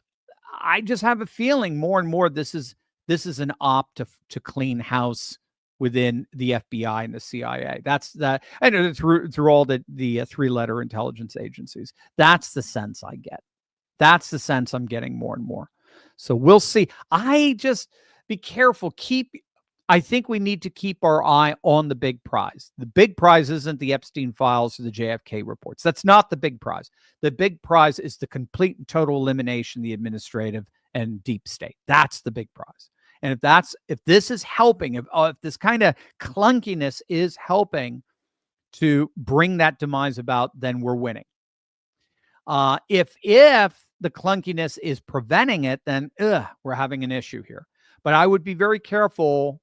I would just caution all of us on the actual release of the information being the key indicator for determining what is actually happening behind the scenes. We're going to have to get deeper and deeper into the weeds as the days play out in terms of what's really happening. We'll find out. I mean, there's just the information's all out there. So, or it comes out there. There's no way of hiding it anymore. Davros, Dr. Turley, you always rock your awesome shows from your beautiful library. Thank you. Have you ever considered launching the Dr. Turley Book Club? If you pick the book and all your freedom-loving members read the book and then watch your show about the book, we'd all learn a lot more and have great fun. Yes, Davros, we have talked about that. And yes, keep abreast of that. It looks like this might be that might be a new feature in our Courageous Conservatives Club. So definitely we'll have a book club of some kind, I think, in the near future. Yeah. Vlad, this pile of filth wasn't created overnight, won't be fixed overnight either. The administration has to clean house, find, train replacements, and fulfill the normal functions of departments. That can't be easy. Project 2025, anybody? Because that's basically their idea. What we're performing right now is a root canal when all is said and done. I've had one. Who's had a root canal before? They take a long time, right? Mine was a couple of hours, if I recall. Root canals take a long time, and they require very specialized expertise. And then at the end, they cap the tooth and make it lovely and blah, blah, blah. And it's beautiful and it functions and it works. But that's exactly what I think we're doing right now. This is a root canal, and root canals just aren't pretty. They're not nice. They're not easy. And it's just going to take some time. And there's going to be frustrations along the way. I just think for a lot of us, to be honest, say we've got 40 days, we're 40 days in to this administration as of yesterday, say. I think for a lot of us, we just felt we were like, up until that point, we were like 39-0. Just every day we're winning. That's what we're all saying, not tired of winning. We're winning. We're just high-fiving each other all the time, winning. And then, boom, out of nowhere, Pam Bondi seems to step in it. And we lose this one. Now, it's interesting. We didn't lose this one to any Democrat. There's no Democrat that got any leverage over us or something. It seemed like for the first time, we really lost to the deep state. The Caligula coup forces won. And I think, I think we were a little bit tripped up by that. We're like, wait a minute. We lost this one. This didn't, we're so used to winning. I'm going to release all the Epstein files. Here they are. Whoa, look at this. Whoa, that's what we're used to. We win. Whoa, we're winning here. We're winning there. I mean, winning in the sense of just revealing how seedy and horrific they are. But no, I just think we're just not, it's fun. We're not used to losing anymore. And I think we felt like we lost a little bit. That was our first big kind of defeat or pushback. So anyway, I'm with you. I just think the pile of filth wasn't created overnight.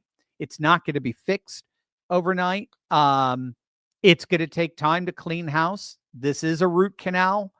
And we're just, yesterday was a bad day. All right, let's see what happens today. And again, they don't take the weekends off, and Saturday and Sunday and Monday. Amazing stuff is happening. Executive orders are continuing to be signed. Win. But Pam Bondi has got to rise to the occasion and show us what she's doing. Cash and Dan got to rise to this occasion. This is their first real battle in the dismantling of the deep state. Let's see how they come out on it.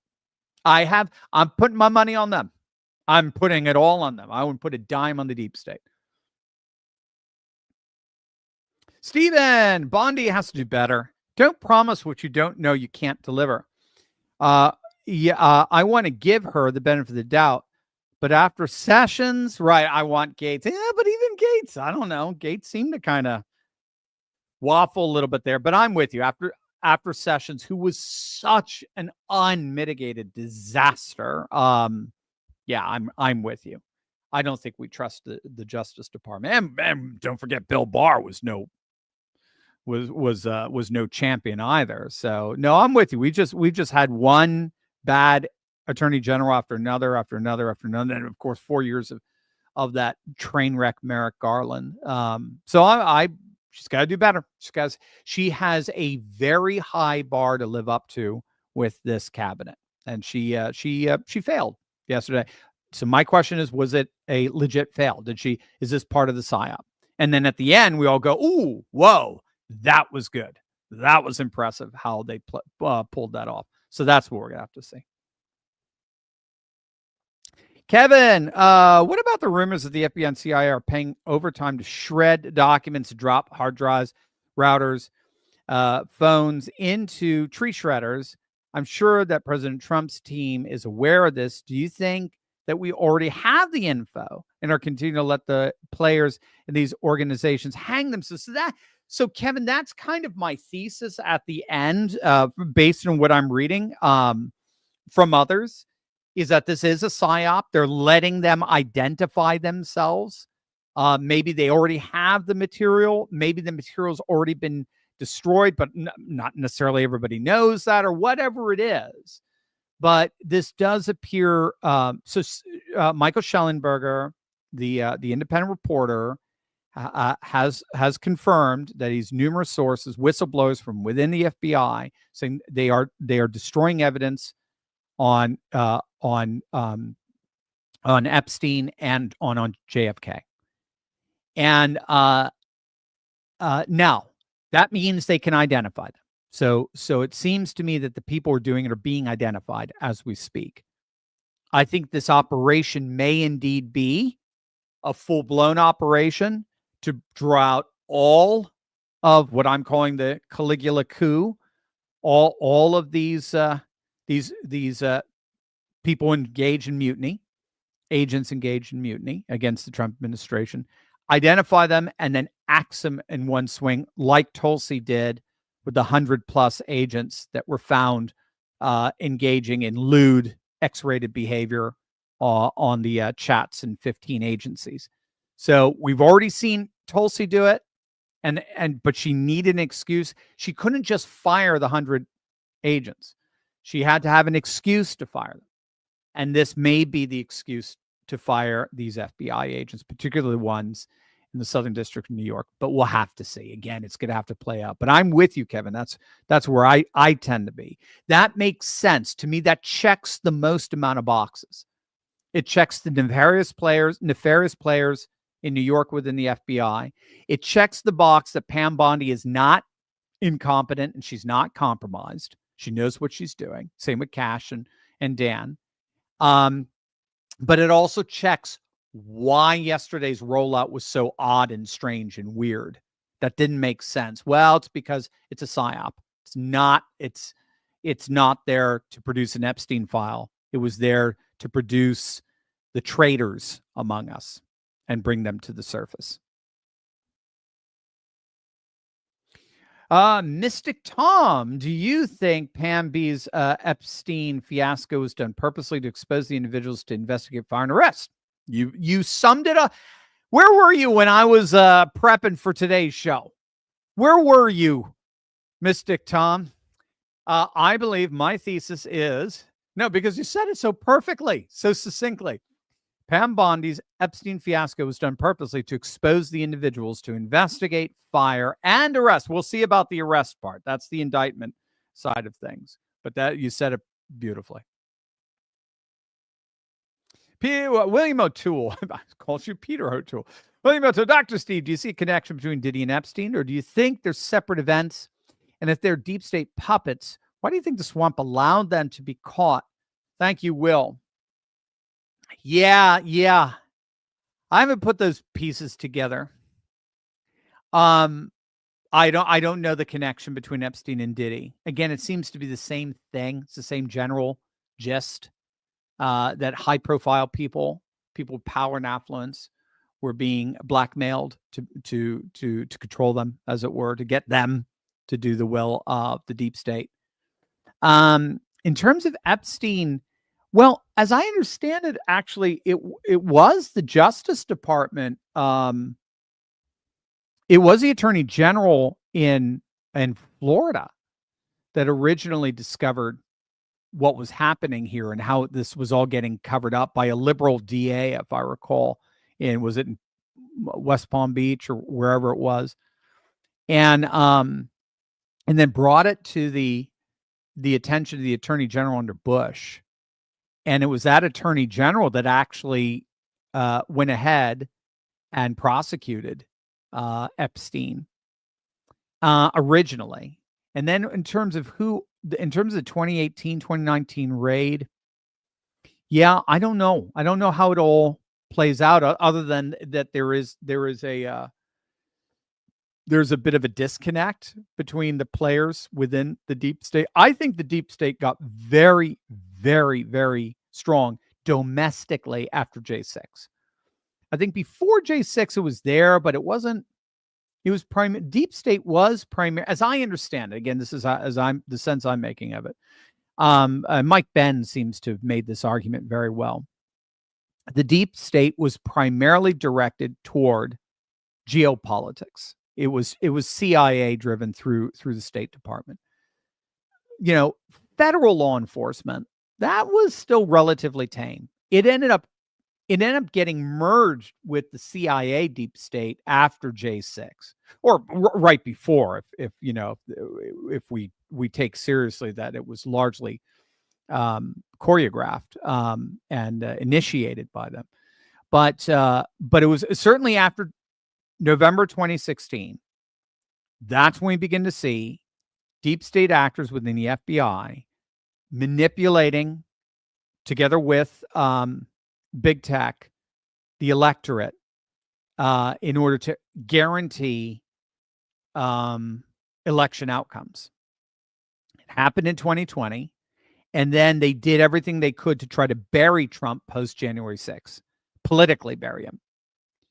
And then they've been relentless ever since. So that seems to be the timeline. So the arrest for Epstein in 2019, that finally put him behind bars in New York, and that got him Epsteined. That seems to have come at a time when the domestic deep state was still forming, and it was still more interested in manipulating elections, like the international geopolitical deep state has been, but it wasn't at the level of starting to jail citizens en masse, or consider parents at a school board meeting to be terrorists. It took the Biden era for that to happen. So that's how I'm playing it out. But it's a great question.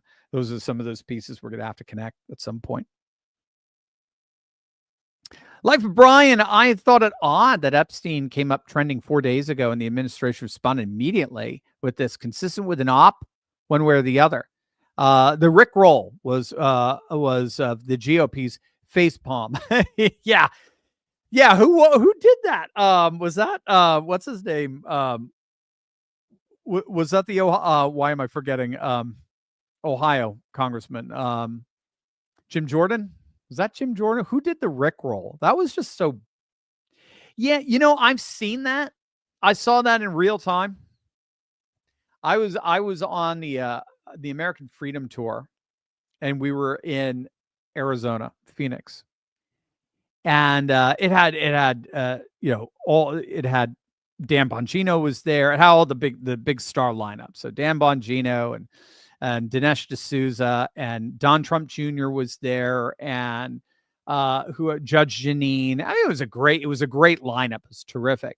But then somebody thought it would be fun to invite a Trump impersonator on the stage. And I mean, these were like 3,000-4,000 people in there. Somebody thought it would be fun to do it and then introduce him as Trump. And the people went wild until they realized this was a joke. And then they started to boo, and they got pissed. And I frankly, that's exactly what I thought of with the Rick roll yesterday. That's exactly what I thought of. I was like, you guys turned something the MAGA faithful were very adamant and excited about into a joke. Facepalm is a GOP facepalm is a great example. That's what I mean. It just seems to me yesterday it just didn't quite make sense. So either this was just a big L and we just have to take it. So we're 39-1. Okay, big L. And Pam, step up to the plate. You screwed that one up. Let's go. And then let's turn the lemons into lemonade by firing all their asses. Or this was a pretty impressive psyop that kind of kept us in the dark, may embolden them, and then just served to reveal who the real nefarious players were so we can axe them. Either way, the good news, I think, is a lot of people are going to get axed as a result of this. Franz, good morning, Dr. Steve. Since the naturalist worldview in the civilizational age with compatibility issues, what changes can we expect in the secular space, and can we expect fierce opposition? Yeah, so in a post-secular society, most post-secular theorists would argue that religion certainly makes a very significant comeback. The narrative of the Great Divide, that science and religion and state and church and fact and faith operate very different domains that have to remain separated from one another. That Great Divide ideology just collapses, and when it collapses, then inevitably the religion, the church, the faith ends up coming back into the public square, since the one ideology that's used to expel it from the public square no longer has any standing, no longer has any sense of credibility. But that doesn't mean secular forces go anywhere either. That's another thing. So that's what makes a post-secular society different than a pre-secular society. Is post-secular societies, you're going to still have secular dynamics in there. They just don't have anywhere near the power. So it's a good question to see how it all plays out. For example, in Russia today, Vladimir Putin still asserts that the Russian government of the Russian Federation is fully secular. He fully asserts that. Even although the Russian Orthodox Church exercises enormous power, and even although the state pays billions upon billions of rubles to build Orthodox cathedrals. But that is his conception of secularity. Yeah, to this day, I believe Erdogan still refers to Turkey as a secular society, even although the government is doing everything it can to awaken more Ottoman-like sentiments. So secularity just basically has to readjust itself. We're still seeing a very strong secularity in our schools, where the powers that be and the rhetoric and the legal precedent behind it still exemplify significant strength. So there's no creation classes, for example, or intelligent design classes as part of biology and as part of the science curriculum in our public schools as of yet, that I understand. They have made it into Turkey, by the way. Turkey is teaching intelligent design. As a matter of fact, I think they made that a law back in 2017, 2018. They were no longer to be teaching evolution, strict evolution. This could be intelligent design. There are some who believe there's not a divide between those two. They believe, who I forget the theorist who argued that all evolution presupposes design. That's okay. That's interesting. Presupposes intelligent design. Okay. And agency and so forth. Okay. That's interesting. So they're not at odds. So that's what I mean. You're going to see this play out in ways where, because the law has achieved a certain amount of precedent since, say, the 1940s. So I think it was 1947 was only the second time the phrase from Jefferson's letter to the Danbury Baptists, separation between church and state, was used.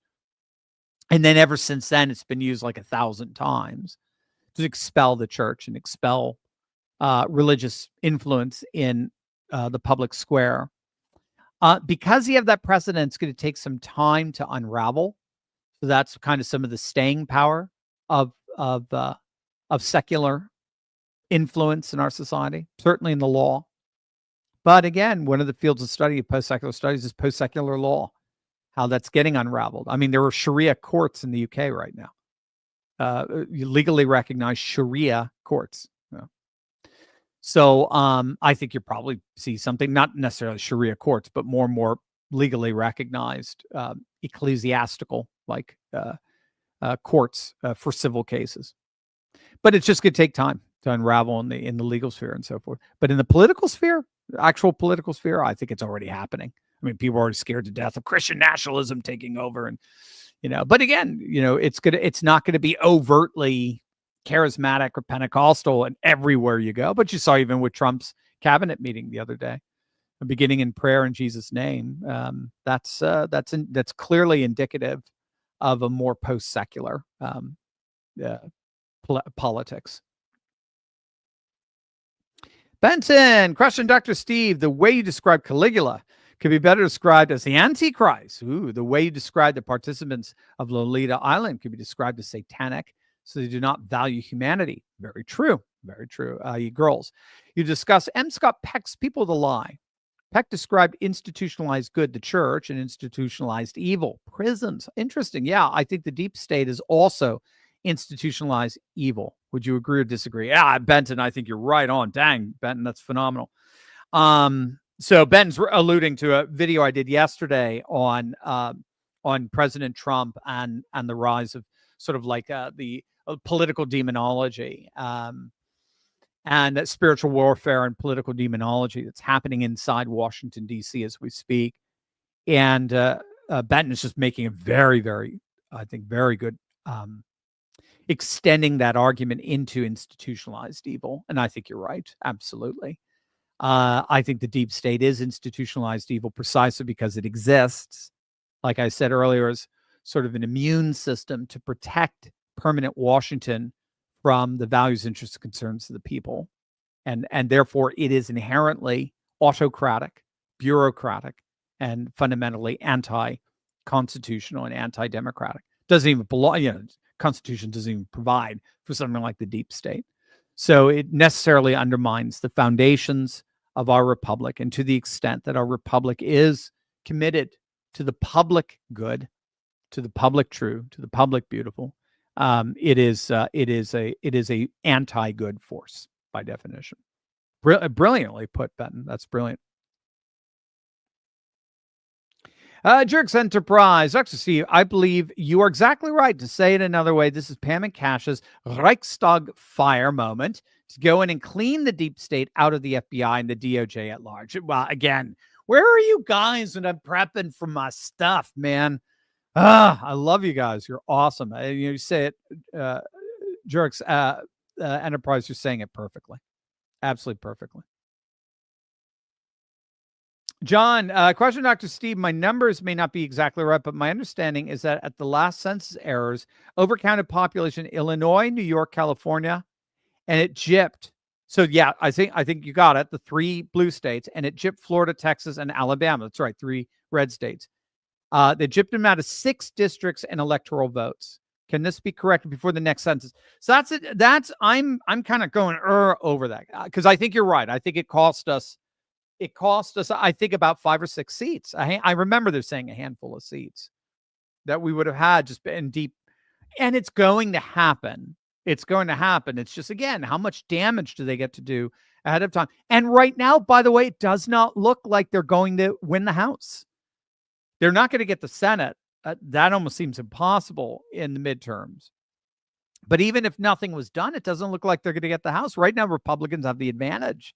Now, there's about 18 seats. The Cook political report has toss-ups. So that it could shift. But yeah. All of that's to say, I don't know if it can get rectified before 2026. I would hope it can. But even if it didn't, I think we're okay right now. We're actually okay. And then it will get rectified before 2028, I believe. Again, the difficulty with the census is done every 10 years. When you botch it, it takes a while.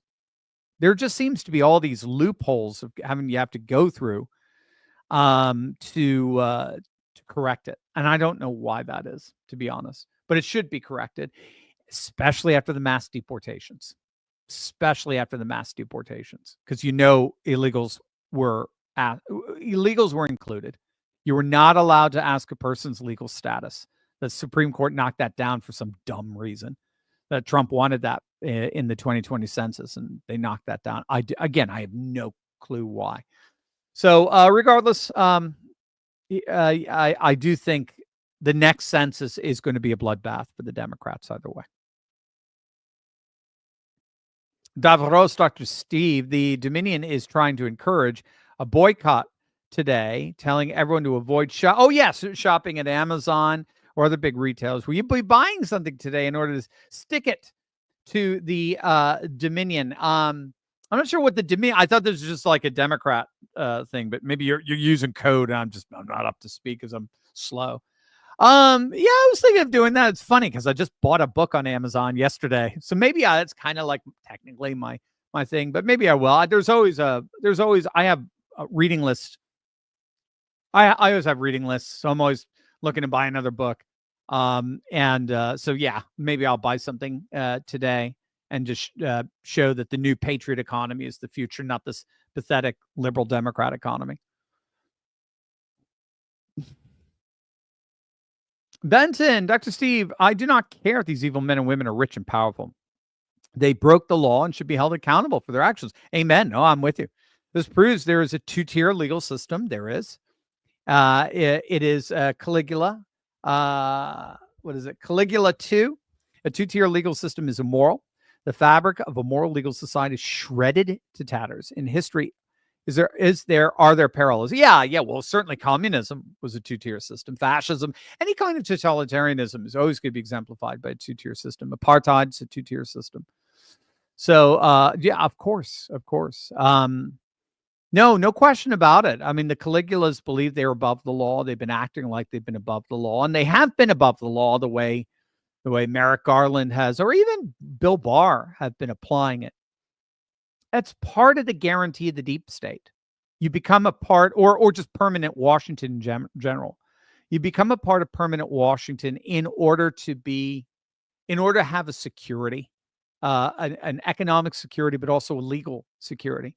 You gain in riches, but you also gain in a kind of social status where the law doesn't touch you. Now they'll tell you to, if you engage in kind of like these shenanigans, kind of, keep it hidden, or they blackmail you with it or something like that. But in the end, it's almost like it's a John Wick kind of world where they just kind of live in accordance with their own code. And then they engage in all this virtual politics, this kabuki theater that makes us think we're actually a part of this, the way that we actually have a say in how our nation is governed, when in point of fact, they're the ones who do it. They're the mafia that runs things. So, I'm with you. I want to see this destroyed. Absolutely. But again, you destroy it by exorcising literally these demons out of there, by fumigating the swamp. And it starts, at the very least, with firing them and expelling them from there. And then from there, I do think Pam Bondi is going to have to hand down some hardcore indictments and make some examples of some people, no question. MDE, thoughts on the church? Seems charismatic circles are being shook by God over abuses. What are the Goliaths the church needs to overcome in this era? Yeah. So the American church, if you're talking about the American church has had a rough go over the last 70 years or so, give or take. And the rough go is that secularism is a social strategy to expel alternative parallel powers from the public square so as to enable the modern state to have a totalizing monopoly over the public square. So to me, secularism's got nothing to do with science and religion actually occupying different domains. I think that's sort of nonsense. Or fact and faith being fundamentally different, because you have to have faith in that. You have to believe. You have to have faith. You have to believe that facts have to be believed in, as it were. No, to me, that's just a radically simplistic understanding of society. What they call the Great Divide: fact versus faith, church versus state, all this sort of stuff, religion versus science. what that great divide is a conceptual and rhetorical strategy to expel the church from the public square so that the state can assume a territorial monopolist over the public square. And so the modern state now alone is the public. Anything you're dealing with in terms of public life ultimately will go back to the state. The state is the ultimate institution of authority in all matters of life, even in matters of conflict with itself, right? That's Hans Hermann Hoppe, the great libertarian philosopher, loves to define the state, the modern state, that way. And it became that way through secularization. So secularization is a social strategy that expands the modern state's power and scope. As the church learned to live in this new privatized domain that it got consigned to in the modern secular world, it radically changed.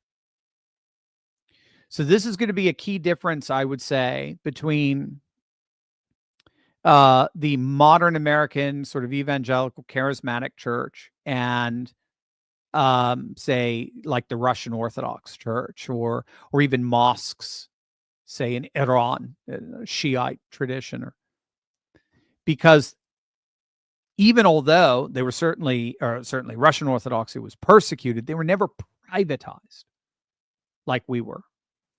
And the problem is when you're privatized, that domain operates fundamentally different than the public.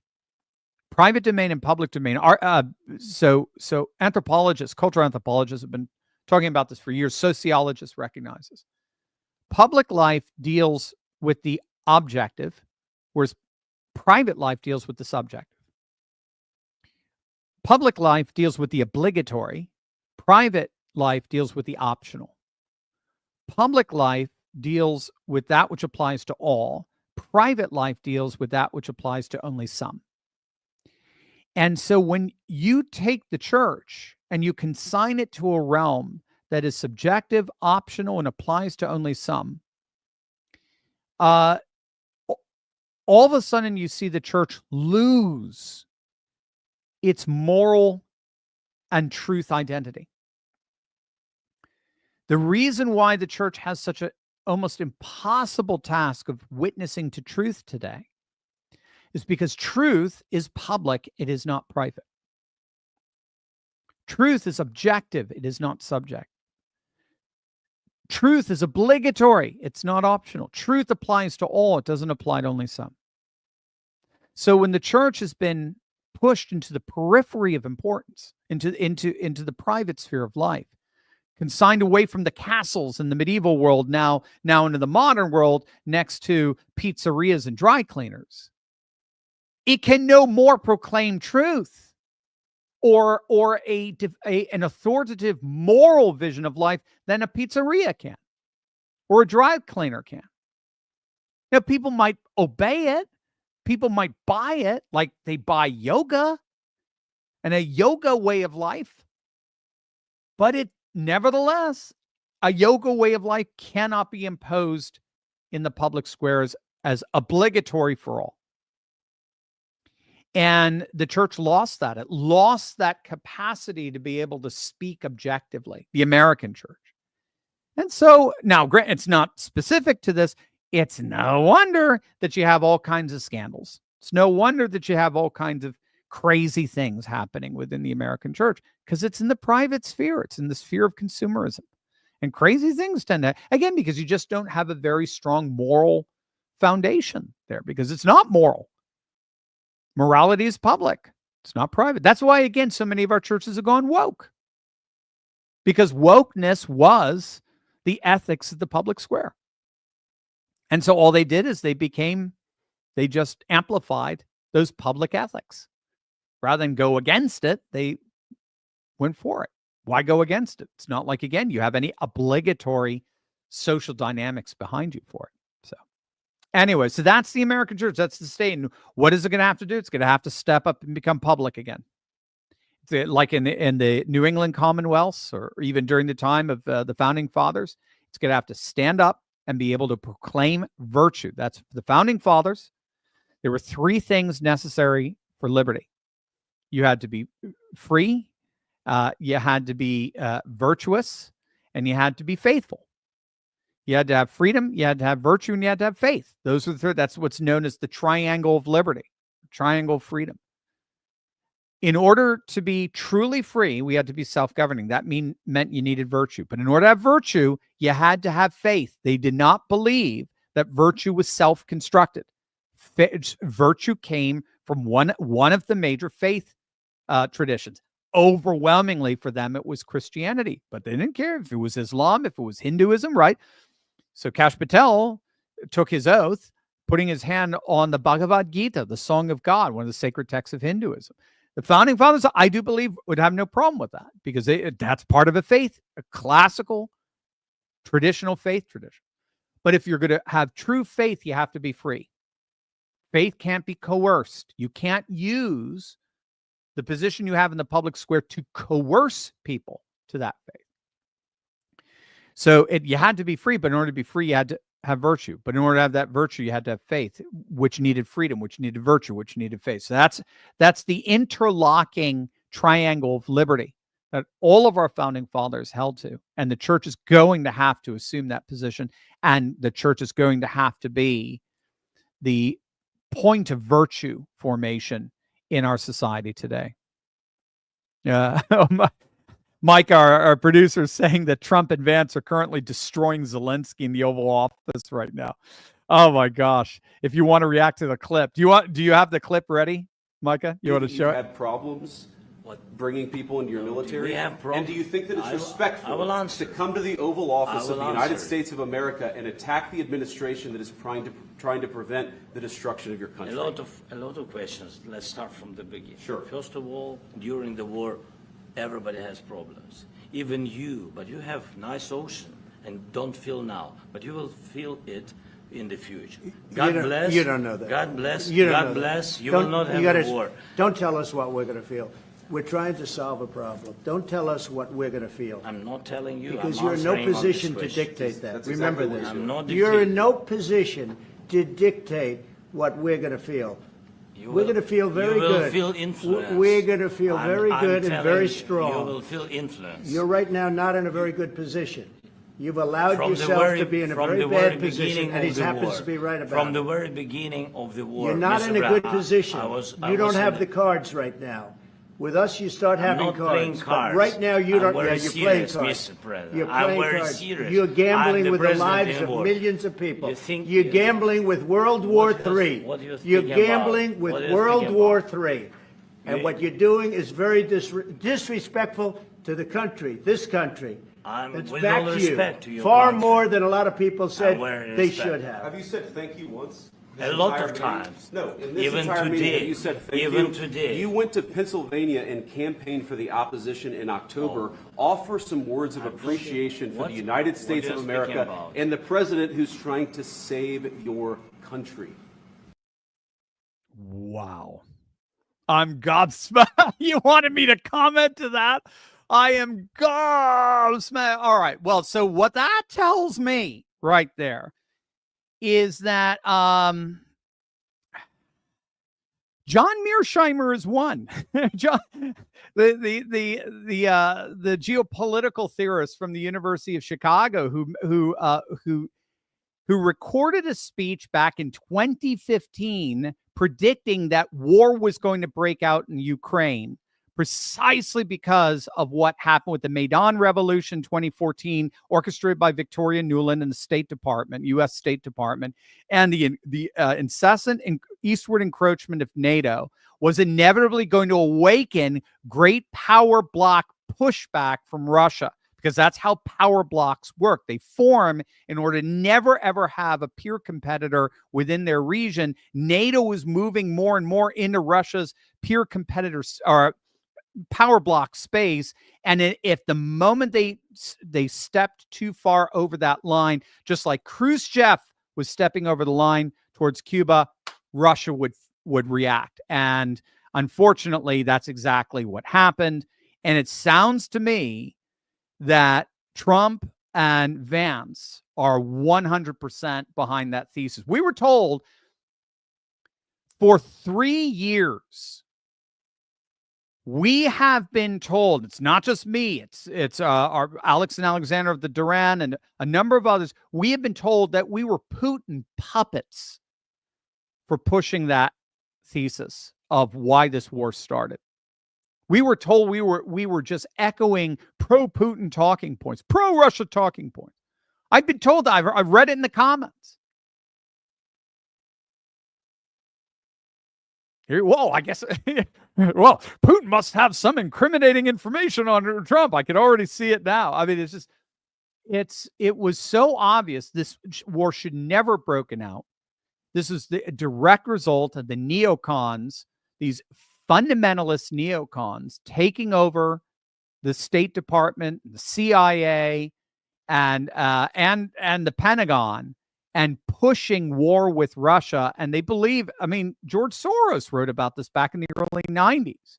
If we use NATO technology, but Ukrainian troops, or I think he said Eastern European troops, because Eastern Europeans can stomach casualties in a way that Westerners couldn't. If we combine NATO tech with Eastern European troops, we can take down Russia. Yes. Our producer, Micah, said Vance actually got involved in the discussions compared to Pence, where he just sat there passively and pensively, shall we say. So I think what happened, as I think that this constant encroachment on Russia and on the Russian great power sphere that globalists never acknowledge, because they saw the world as their power sphere, sparked this war. Russia was preparing for it for 10 years. Putin had been warning since the 2007, if I recall, Munich Security Council, not echoing Yeltsin, echoing Gorbachev, stop encroaching to the east, stop moving NATO closer and closer to our border, because we do not want enemies at our border any more than you want us in Cuba. Or on the border of Mexico, or right? You wouldn't want Russian nuclear weapons on the border of Mexico, would you? So nobody heeded. They laughed at and here we are.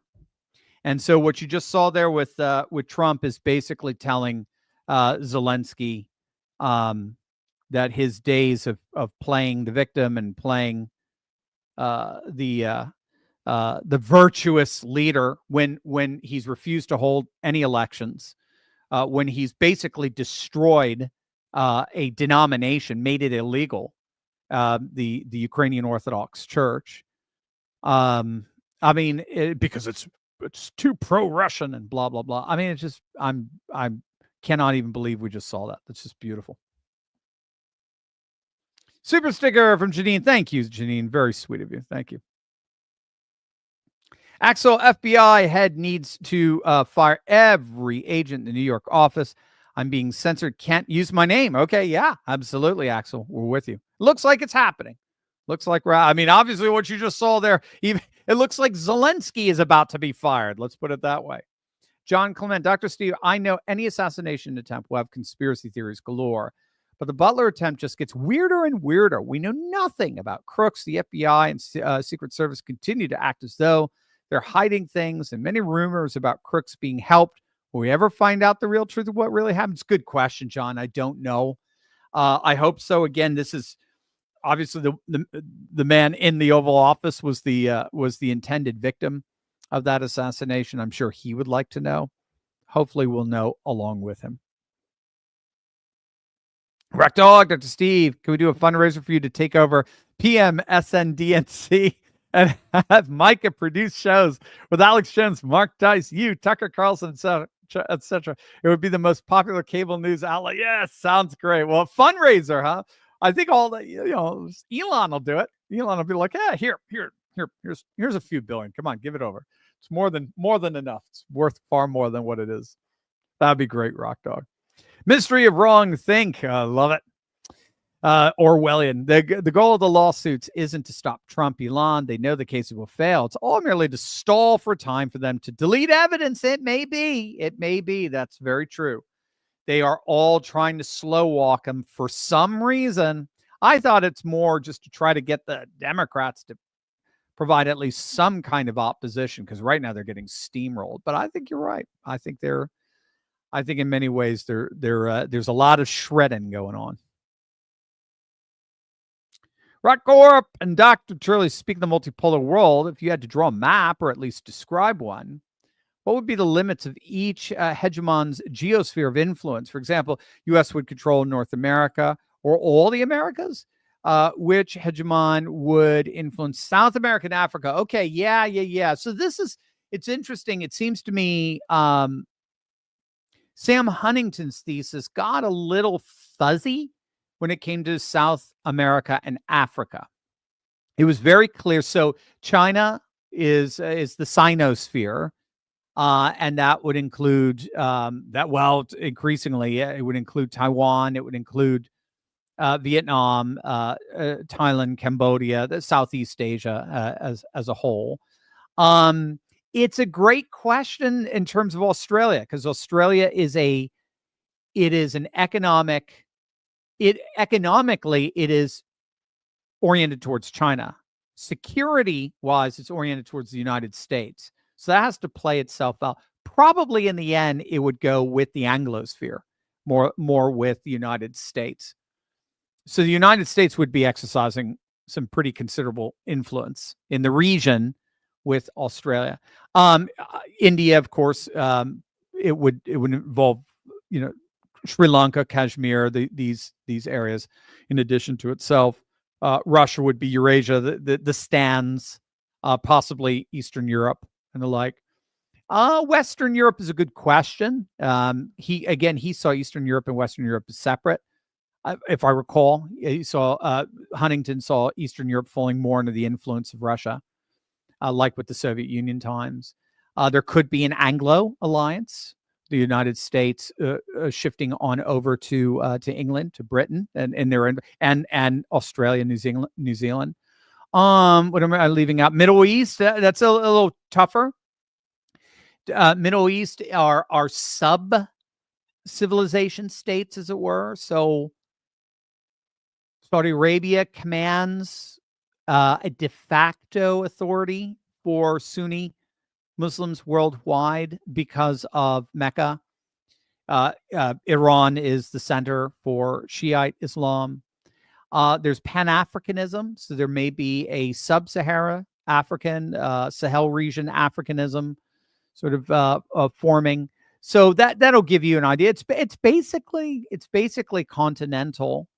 Now Ernesto Araújo, the Brazilian scholar, he was once foreign minister under Jair Bolsonaro. I mean, his thesis was he wanted to see a Christian civilization alignment between South America, North America, and Russia. He was actually arguing for, so the three most populous Christian nations are Brazil, United States, and Russia. Brazil's primarily Catholic, United States primarily Protestant, Russia is Orthodox. What if we united Catholic, Protestant, and Orthodox spheres together through this Brazil, United States, Russia alliance? So there's all kinds of ways it can be drawn out, and that would be multi-sphere and multi-continental.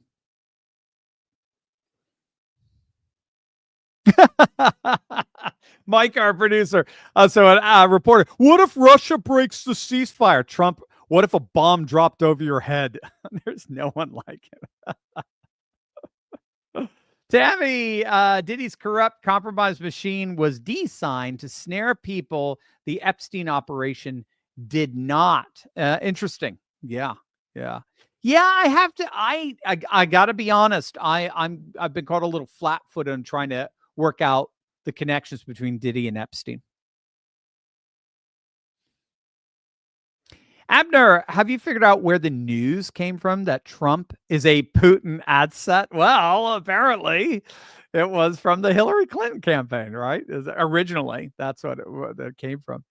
Hillary Clinton and Kash Patel was responsible for kind of uncovering that mess back in 2018, 2019. I actually think he even sued at one point because one of the news organizations was trying to implicate him as well as being a Putin asset.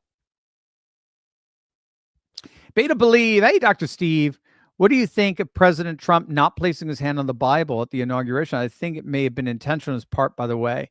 And I'm MAGA. I don't know. So the only thing I heard, and I have not looked at the film to corroborate, the only thing I heard is that Justice Roberts had begun reading without telling him to put your hand on the Bible. When Pam Bondi swore in Kash Patel, she did say, I was impressed that she knew it. She said, please put your hand on the Bhagavad Gita. And he did. And then raise your other hand. So there's the instructions. And if I recall, and again, this is just what I've heard, he didn't give those instructions. Place your hand on the Bible, or he just said, raise your right hand, and just Trump did what he did. So but again, the Bible is there. I mean, so there's the idea is that you are taking an allegiance to this Constitution based on an accountability that is higher than you or anyone else there. Your allegiance is not ultimately to the Constitution of the people. It is to a higher authority to which you are accountable eternally. So that's again, the symbolic nature of it. But yeah, I wouldn't put a lot of, yeah. Beta, thank you, Beta. Very, very kind of you. Joe, my friend thinks Trump is a fascist. How should I respond? Name me a fascist who shrunk government. What fascist historically shrunk government? What fascist? And he said, well, how's he shrinking government? Well, I mean, he's wanting to eliminate a number of departments. He wants to balance the budget. He wants to cut the workforce. Oh, but he's going to replace him with all these MAGA faithful. But he hasn't. That's the claim, but he hasn't. So he's, Elon Musk consistently states we're trying to shrink the government. That's number one. Number two, fascists do not. There is no fascist regime that once it is elected in, if it does get elected in, keeps elections. Elections are gotten rid of. Has Trump gotten rid of elections? Oh, but he will. But has he? No. So then he's not a fascist. When he gets rid of elections, let me know. Then I'll join. I'll say he's a fascist. Until then, he's not. You see. And then third, and this is a little bit more sophisticated, fascism is fundamentally a modernist movement. It's a movement to take over the world.